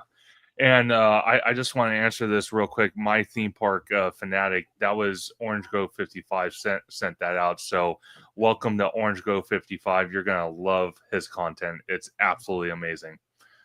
But thank you for that. I appreciate that. No, absolutely. No, but that's the difference. When you look at the after hours event at Disney compared to Universal, and that's another thing. And I don't want to keep rambling on because I can go in there a couple hours, but what? I won't be able to go to work if I keep it up. No. Do you work tonight or no? Yeah, 2 a.m. 2 a.m., brother. I'm the warrior right now, man. Is that why I get text messages from you at like the middle of the night? I'm like, I thought you were trying to come on to me, Conductor, but no, you're just working. That's why. Okay. I Graveyard shift. I thought Webbo was cheating on George and he was going to you. The hell is that? No. Me and Webbo have a thing now. You know what I'm saying, bro? He moved on from the Italiano. Oh man. See, you have a new partner now, but that's besides the point. So that's why I get messages from you at 3 o'clock in the morning. Well, of course, but good thing. Because what did I text you about? It was about what the hell was it? Oh, was it the prices? It was the prices. Yeah. George wakes up like a nuclear bomb was going off. What? And he checks his phone. Oh shit. And that was 3 o'clock in the morning. You know what was the ironic part of that? I probably went to bed like a half hour before you actually texted me that. So dude, I'm a night owl. Yeah, you are. A night owl? Night owl. Or that walking path. Gotta love those walking paths. You know what's funny? I used to be. Well, I still am a morning person because I have to wake up early for work, and my body is just conditioned like that and shit. But honestly, lately, I've been staying up a little later than I usually do. Same. Yeah. It's crazy. No, but just to tie it off, it is when you look at both parks doing an after hours event, I kind of feel that Universal again wins that battle because everything at Disneyland, when you want to go meet a character, it's an instant line, and they don't a lot of times, not all the times, but a lot of times, like George said with his experience, I'm going to leave it there. His experience, they weren't forefront about the information compared to Universal. They're forefront, I feel, with meet and greets, what the event offers, and a lot of times the characters are just roaming around. So it's not like, oh, he's queued up in this little area here, and you have to wait freaking 45 minutes to see it. Now, granted, I had to do that for Yoshi, but that was totally worth it. That was besides the point. Yoshi was worth it. Now, a lot of people were saying that the egg hunt thing wasn't worth it. I didn't get a chance to try it, but a lot of people were saying that it wasn't worth it. And then you could only pick one of the other Yoshis. I feel like a lot of that stuff is for little kids. Like even the Disney stuff, like where you hunt for things. I don't know. I feel like that, like if I'm a kid or have kids, that's fun. But as a grown ass man, I'm not hunting for. Honestly, I'm going to push back on that because. Go ahead, brother. Oh yeah, bro. because Abby and I did the Pluto's Pumpkin Pursuit at DCA. We're going to do the Disneyland one, and then Downtown Disney. Excuse me, Downtown Disney. Downtown. And honestly, they were not easy at all. You would think that it would be made for kids. Yeah. But where they hide these freaking pumpkins, Oh my like God. you really have to like look for it. So 100%. I honestly, but I like that challenge. I don't want something that's real simple and easy where it's like, oh, where's the pumpkin of like, where's the Minnie Mouse pumpkin, and boom, it's like right in front of. No, they actually make you look. And there are some pumpkins which I'm not going to give it away. In case any of you want to do it, or you can go over to Hollow Gelato and check out our DCA Pumpkin Pursuit. There are some of them that are very hidden. God, no, but it's a good comment. But to kind of add to that, FanFest, because you got an actual physical medallion for going to the different areas for FanFest. I love that. So you kind of get incentivized to do something like that. If the parks are offering something like that, I'm totally in. If it's just for, oh well, you might get a sticker, I'm like, okay, well, am I going to get a beer with that, or are you just going to give me some sticker that's probably going to get ruined as soon as I go on Tiana's or some bullshit? What the hell is? Yeah. You know? I'm not into that. Actually, there was one kind of, I guess it would be a scavenger hunt thing. This was like a decade ago. This is back in 2014. It was the Adventureland Trading Company. And they actually gave away, remember that? They actually gave away really dope prizes. It was like these like wooden, like kind of like pieces. Like there was a wooden skull, a wooden piranha, a wooden. That. Yeah, they were dope, dude. They were dope. See, that's that's old school Disney for you. That's not this new techie. Oh, well, instead of giving you physical merchandise that we actually have to pay serious money for, we're going to give you a sticker instead. Have a good day. Exactly. I'm a grown ass man. I want some cool prizes. I don't. You know what I'm saying? Want stickers. I'm a grown. But I know. But again, I want to thank everybody in the chat. I want to thank our great moderators in the chat, our guests. Orange Go 55. You cannot be serious that you're going to end this at 2 hours and 41 seconds and not hit the 3 hour mark. You want me to hit the 3 My ass is numb as it is. You might as well should just hit the 3 hour mark. Sorry, I have to appease George. I have to do it. Wait, what? George, I thought your ass was numb. What happened there, bro? Yeah, see, I couldn't feel it. Oh my God. You're disgusting. Wow. Bring on the I think George needs a bidet. I need a bidet. Yeah, I need the bidet. Go to Costco. That's all I'm gonna tell you. Well, hey, conductor, those signature bidets, man. They're no joke, man. They're no joke. The Kirkland signature. George's butt got bidet. It got bidet. It got bidet. George, you hiding something from us, buddy? What's that? You said your butt got bidet. No, Peter said it. Oh, okay. There it is. Okay, that's hilarious. Oh God. Have we talked about baddies yet? No, we haven't, Peter. Actually, we're gonna dedicate that for OG55. Yeah, we'll do a live this week of all dedicated baddies. We'll have you on as a guest. But I can promise you, Giant Peter, I'm gonna tell you this. When me and OG were at, what was it, Citrico? Yeah, the Mexican bar at downtown Disney. We had a nice lady friend and her boyfriend next to me, and she was hitting on OG right next to her boyfriend. So you can imagine what comfort level she felt. Well, it was funny because I showed her. I'm like, oh look, there's a heart in my beer. Right? Remember that, conductor? Yeah. And she goes, oh, that means you're gonna find love at Disneyland. And then she goes, or maybe downtown Disney. Oh God! And then she was batting her eyes at him. And again, that was fun. This is all in front of her boyfriend. So I'm like, oh God, is this guy gonna like freak out, or he was actually entertaining the idea. He was in on it. I'm like, what the hell? I wish I could. Oh, there are couples. I mean, there are couples that do. I mean, there are people that are into that shit. Yeah, you know, it was great. It was great. But we'll cover all the baddies on OGBD5, Peter. Don't you worry, brother. I got you. Hey, I got you. Swingers podcast. Yeah. I love that. Oh my gosh. He says, where was George when all this happened? I was at the hotel. I had to take a midday nap because I was like up 24 hours. He was a trooper. The day before, like as I said, and I hit the wall. But man, I would have loved to have been there because I'm telling you, like if I could get any place to get me my 4 margaritas, that's usually like my window is like my 4 margaritas.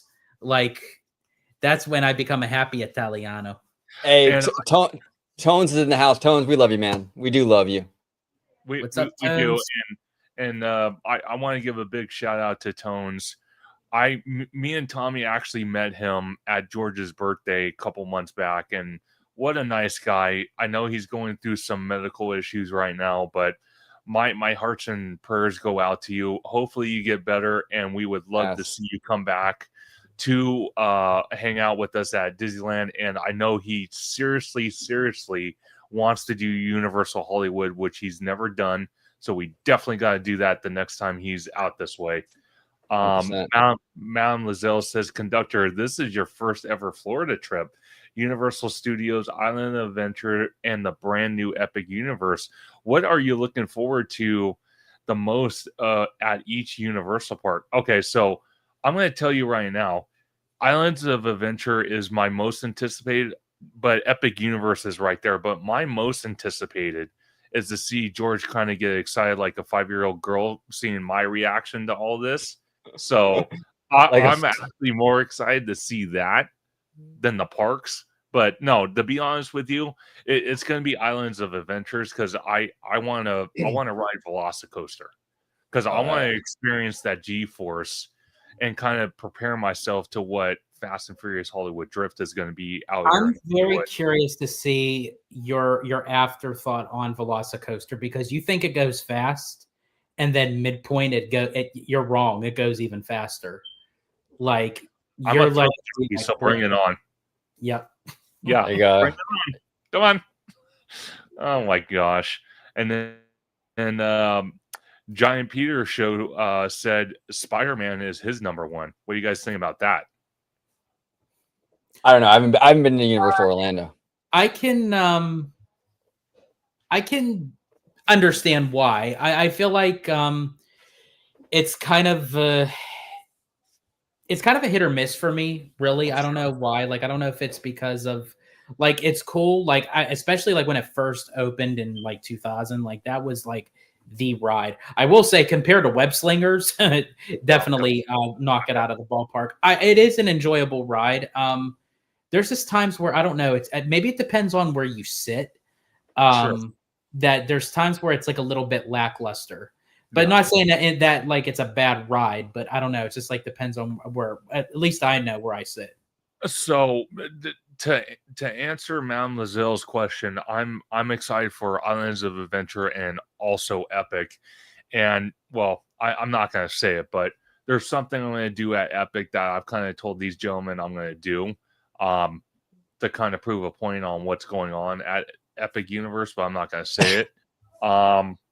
But for the Walt Disney World side, because I know someone's going to ask that, my most anticipated park out of all 4 parks is it has to be Epcot because there's nothing else like it. Nothing. And the walk in there, see the different countries and the different pavilions and the kind of, explore that. I'm super excited for that. You're gonna love it. But I'm telling you, don't sleep on Animal Kingdom. That park is a baddie. No, I'm not, because I wanna jump on the tiger and go right in the safari. So I definitely want to do that. Is that what they call her now? Go what? Is that what they call her now? Well, as long as they have bidets, you damn well believe it.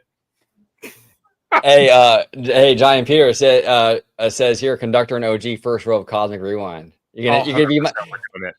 Are you gonna be my right? Are you gonna be my riding buddy? I am.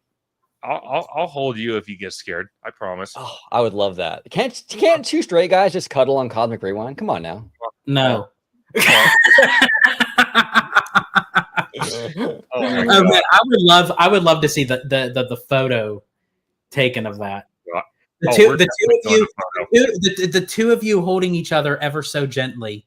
We're And doing then a photo. I swear to God, like you guys really should do that just for the photo. We're doing it.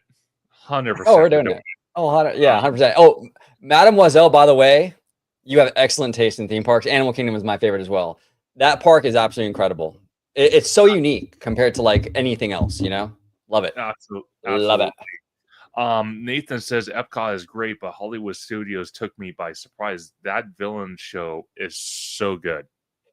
I've never seen it. So you know what's crazy, Nathan? I haven't seen the villain show either, but I was telling George when we went down there 2 years ago, Hollywood Studios was actually a better park than I expected. It's still not messing with Epcot or Animal Kingdom, but it was better than all the crap I hear about it online. So I will say that.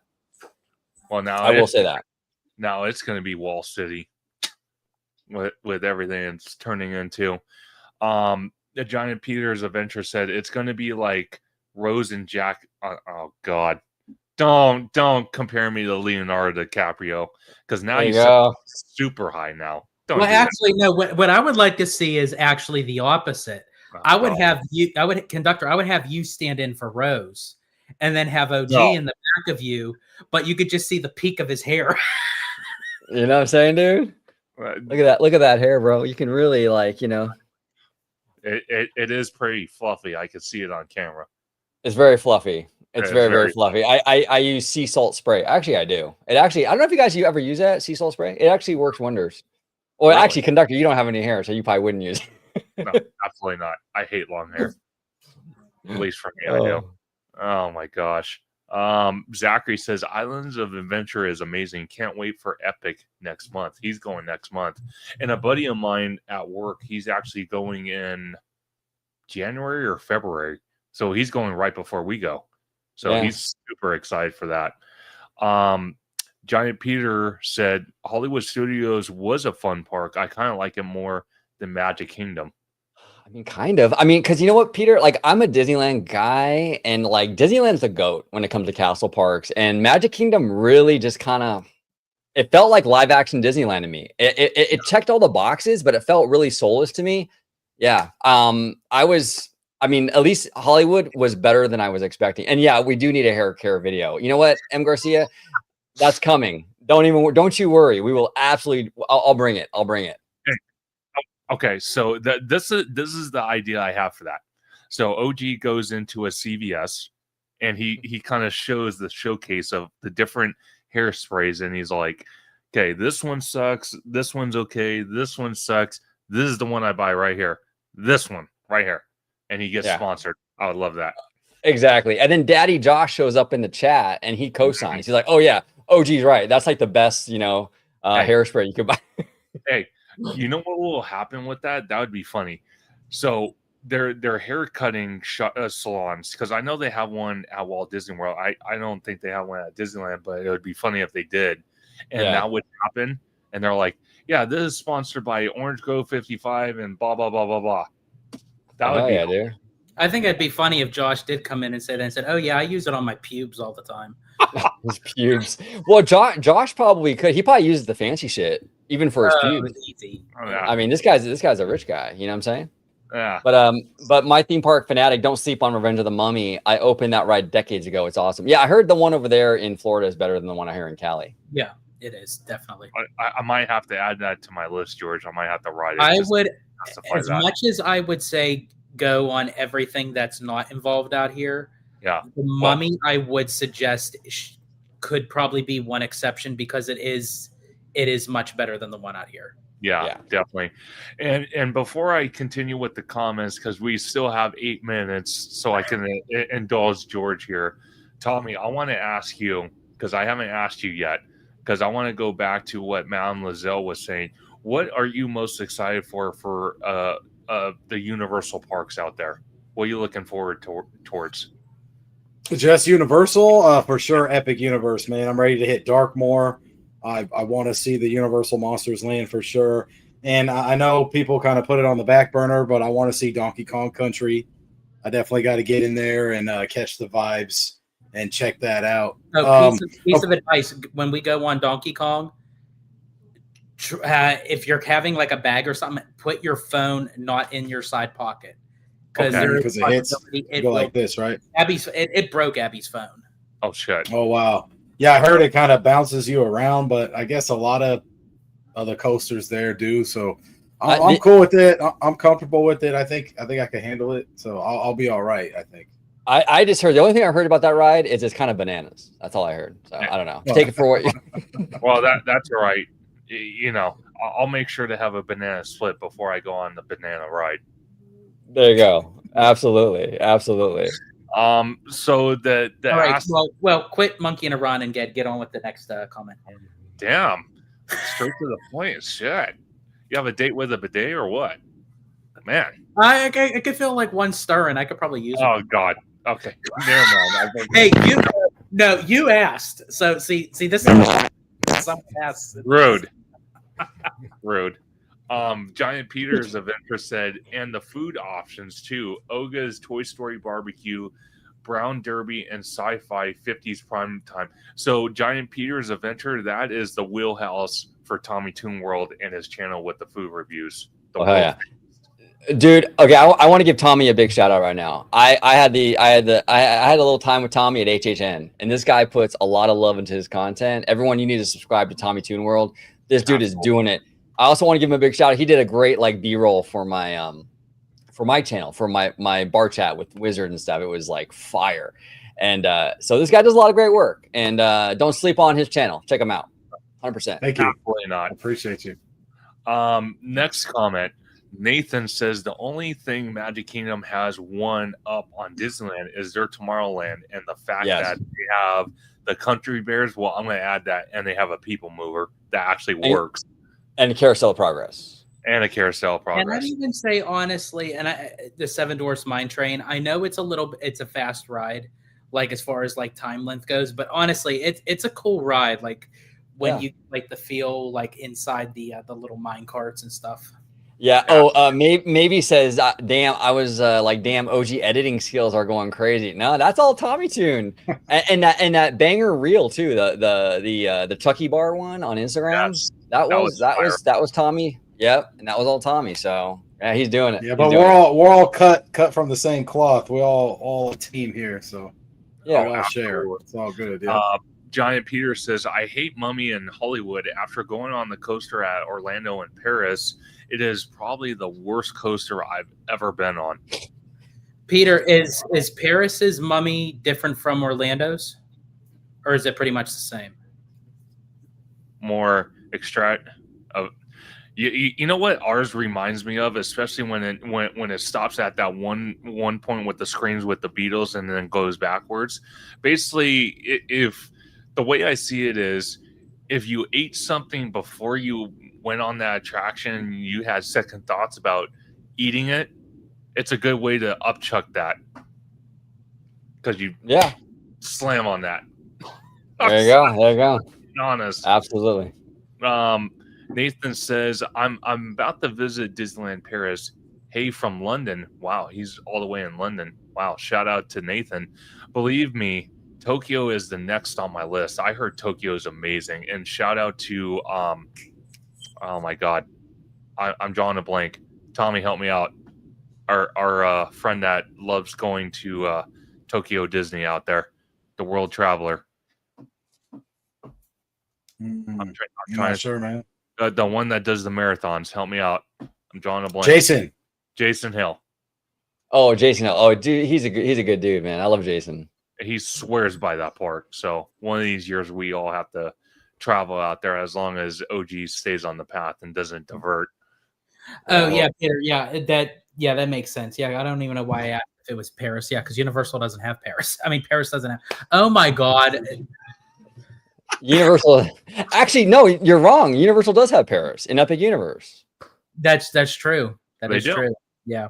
They true. I can't talk. As I said, I'm still like on 15 hours of HHN. Like, Hey, you pushed it. Yeah. Well, we're going another 2 hours, man. We're gonna hit 5 hours, and it's just this is Well, what once- it is. I said 3. Dude, you got less than 1 minute. So. Well, but once we pass 3, if he goes to 301, then we might as well go to 4, right? Oh, right, God. right. And then it'll eventually be Conductor driving to work and actually going to work, and we'll still be sitting here, Oh, hell, why don't we just hit it up to 88? Exactly. There we Jeez, oh, business. Did you say 88 miles per hour, George? Hey, Doc, we better back up. We don't have enough road to get up to 88. There we go. Oh my Oh, gosh. sick. And then see, you got Wizard going now. You stirred him up. Nice going, George. Nice going. Nice. Nathan says, just visiting London, don't live here. Fellow West Side guys, by the way of Seattle. Oh wait, wrong one. Oh damn! Yeah, that I totally. Oh, dude, I fumbled that. Here. Hi. There we go. West Side guys. Thank you, Nathan. West Side. Hi. Oh my god. Please go to 4. We'll go to 4 next time. I don't know if we're going to 4 tonight, buddy. Oh, hell no. Hey, what's that? no. Speaking of West Side guys, Tommy, you and I gotta do a video on that Drake lawsuit. Yeah. Let's do it. Let's I do it, can't man. We wait can to lock do that. in. Nathan Mhm. says, hey, you all are helping me with jet lag, so keep talking away. Hey, nice, man. Glad to help you out. Yeah. Oh my Tommy gosh. looks like he's in the middle of jet lag right now. He I does. know. Fuck. Hey, I'm hanging in there. I could do it now. I could do it. I'm all good.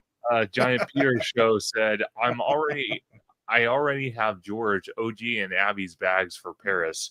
I might have to start packing Conductors and Tommy's too. Okay, I'm down. Let's go.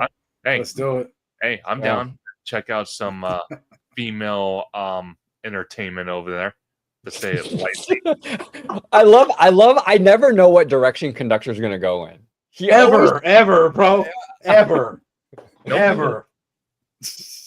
I love it. In I life, love it. too. In life, not recording in life. Just you never know what's gonna occur when you're with Conductor. Would Hey. Disney ever have a show like Waterworld at Disneyland or DCA? I don't know. They don't really seem a stunt show. Probably not. I mean, if it was like the Eisner era in the '90s, I would have said yeah. I don't think this current. Yeah, I think Well, the- we get Peter Pan versus Captain Hook during Fantasmic. I mean, yeah, that's true. what else you want? but a more justification. It's on the East Coast is the Indiana Jones stunt show. Yeah. Or yeah, that's the closest I I am can. curious to know like how much longer they're going to keep those shows going at the studios. I don't know. See, that's the other thing I have a problem with, even with Universal Islands of Adventure, because they have multiple big, and I mean big stages for these shows that are just sitting there abandoned, kind of like Hyperion. So I don't know. I think they need to do some, or give me a demo hat and I'm gonna bulldoze the damn thing. So your choice.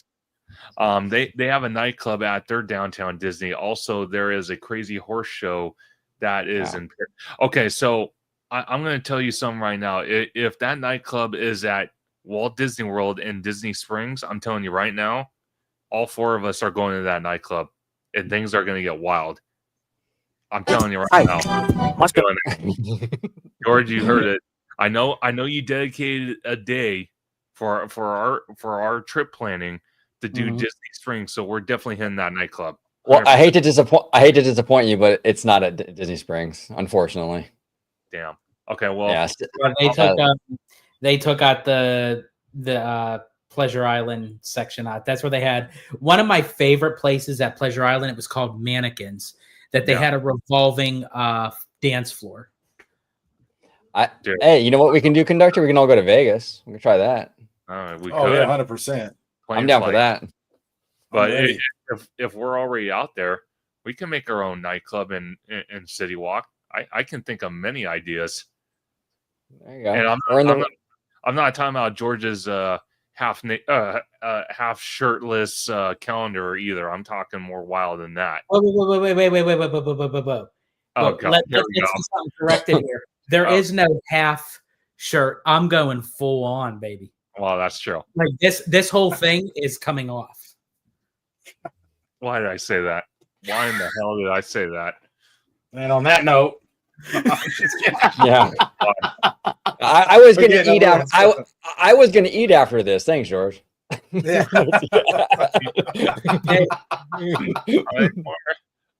It's well, no, I'll save it for an after hours. I had a comment for that, but we're gonna do it. This is the Conductor After Dark. Is this an After Dark? Is this an After Dark Conductor? Are we officially After Dark? Well, it might as well be. The serious stuff went out 4 minutes ago. No, I was gonna say if we're talking about eating food, like I mean, like it's not the first time I had food eaten off my body before. So. Oh my god. Oh my god, hairy beast. I'm not entertaining that idea, so don't even ask me. Don't even. I like my I like my sushi pure, not. Well, I shouldn't say that other part. I like it pure. I'm just gonna say that pure. You don't want an Italiano hair on it? No, God no. Even if I was eating a hot dog, no way in hell. No. Even the hot dog, huh? Yeah, no. George can kind of convince me all he wants with his secret sauce, but not happening. Oh shit! Secret sauce. Oh, I love it. I love it. Good God. Do you remember that scene in Superbad when Jonah Hill says Mama's making a puba salad and she needs some Seth's own dressing? That was so screwed up. That movie, classic, bro. That was a classic movie, 100%. But that was screwed up by far. Yeah. Zachary says the Fear Factor live show, that stage has been sitting there abandoned and untouched for most of the year. Well, that's all right. When we go there, we'll sneak in there, and me, George, and OG will put on the show. I can promise you that one. There you go. I can promise you that one. It wasn't honestly like yeah, it's not the first time I've ever done that because I actually did that on the Disney cruise, like in the night show. I made friends with his name's Matt. Actually, I still have his number. We actually, because they were doing like a variety act, and he said we have to win because it was like who can do the best variety act, and he said let's literally like Magic Mike this shit. And so they played. So we went up to the person doing like the DJ part. So we told them to play something like very seductive. So he ended up playing Marvin Gaye's "Let's Get It On," and we literally just stood there on the stage, and we're literally like slowly unbuttoning our shirts till we both like go topless and everything. We had the crowd going though. That was fun. I'm sure you did. That was my last. That was actually last year when I was on the 7-night Caribbean on the Fantasy. Were they throwing dollar bills at you or pennies? This is when I could actually say, after being on over 10 Disney cruises, that when they say it's only just for kids, if you can get on a cruise that it's not greenhorns but people who are seasoned to Disney Cruise Line, damn, you can have so much fun in the night cruises. Unlike the Disney Wish that we went on, see, when you do like the 3 nights, you get all the first timers. They don't know shit. They don't know. We were like the only ones in the freaking nightclub. Okay, so I kind of feel something's brewing here, where George, after this Orlando trip, is going to say, okay, now we need to do a 7-day cruise, and I'm going to really show you what the real Italiano looks like, uncut. Yeah. No, his new nickname is going to be Cinnabon because he likes to glaze those buns. Hot and steamy like the Conductor, right? Let's see. Maybe says, will that live be on YouTube or George's OnlyFans? OnlyFans. Gotta be OnlyFans. Oh, Jesus. God. Gotta be OnlyFans. I'm making George cry. He's laughing so goddamn hard. Always get the crowd going when you go topless. Well, yeah, that's why George is the opening act. I'm kind of somewhere in the middle, somewhere. No, don't downplay yourself, Conductor. You're a sexy motherfucker. Wow, that's all right. You take the end cap. I love it. I love it. God. Oh yeah, Peter. Yeah, I definitely diss the Disney cruisers because especially like the newbies when they act like they all know what the hell they're doing and it's like they really don't. So I can't wait to see you on the cruise. Maybe we should plan that next. All four of us. I want to see that. I really do. If you want to see that, it has to be a 7-night Caribbean cruise out of Port Canaveral. Okay, but I'm gonna say a 2027 cruise because my bosses aren't liking me too much, and as soon as I put in the 2-week vacation, they're gonna look at me like I'm a deranged lunatic that needs to be committed to a damn loony hospital. So, Hey, 2027. Hey, Giant Peter says Citrico Cinnabons. There you go, glazing those buns, And maybe I guess now it would be the hollow gelato Cinnabons, because technically you could pretty much do that. I mean, you can make like gelato and mix it in. Have you guys ever had the Oh God. like the ice cream that's like in between like the donuts? Yes. Like yeah. So yeah, basically like that. There you go. And Conductor is the caboose. So 2 sandwiches make a whole, right? Well, it has a hole in it. Good God. I think we're done here. Yeah, I think we're done here. Yeah, we're done. That's how I feel with the first timers at Disneyland Paris who do not do Walt Disney World Studios Park. That's interesting wording, how you name it like that. But I'll leave it as that. OG's giving me the warning flag to behave myself. Oh no, you don't worry about me. I love this stuff. Cinnabon flavored gelato. There you go. And you might get a sticker from George too if you get that. I had an ice cream donut. I don't think it's the best. Or Beast? What the hell does that say? I don't think. I think it's meant to say the best. Oh. Beats. No, it doesn't beat the cronut. He's saying it doesn't beat a croissant donut for him. Yeah. Saying that tops is the cronut. Oh, got it. We're all. You know, the foodie knows what's up. Peter, I got you covered. Hey, Abby, we lost it 11 minutes ago. We're far beyond that now. It's already off the rails, plus more. Justin says, I enjoyed my time at the Studios Park. Well, you can enjoy it a little bit more if me and George were there, but that's besides the point. Oh, man. I love it. But I love it. Now I am going to end it before I say something I'm going to regret. But that was 45 minutes ago, buddy. I know. George, and this is on 4 channels now. So. I'm gonna mute you if you start laughing like you did with the Big Day talk. I'm gonna mute you. You're gonna be censored if you start. So don't start. Don't do it. Oh man, don't do it. I love it. But I want to thank everybody in the chat. I want to thank our amazing guests, and this is for real this time, I promise. For this Conductor Sunday live stream, which was awesome all the way through, even with the after hours discussion of almost PG-13 / R-rated talk, but I won't get into that anymore. Well, Peter said we lost it when George went all Magic Mike on the Disney cruise. Yeah, we did. Oh wait, where's that comment? See, right under Nathan. Nathan. Oh God, see now everyone's popping up now. See that? See now I can't even keep track. Didn't I tell you to behave yourself? You're going to be censored. I'm tired. I'm sore. This is what happens. I get punch drunk, and like I don't even need like a freaking drink right now. So it's like I think you do need a drink, dude. You know what happens when I have a drink? Yeah, I know. That's why I'm. You saw me at Black Tap. You saw me at Black Tap.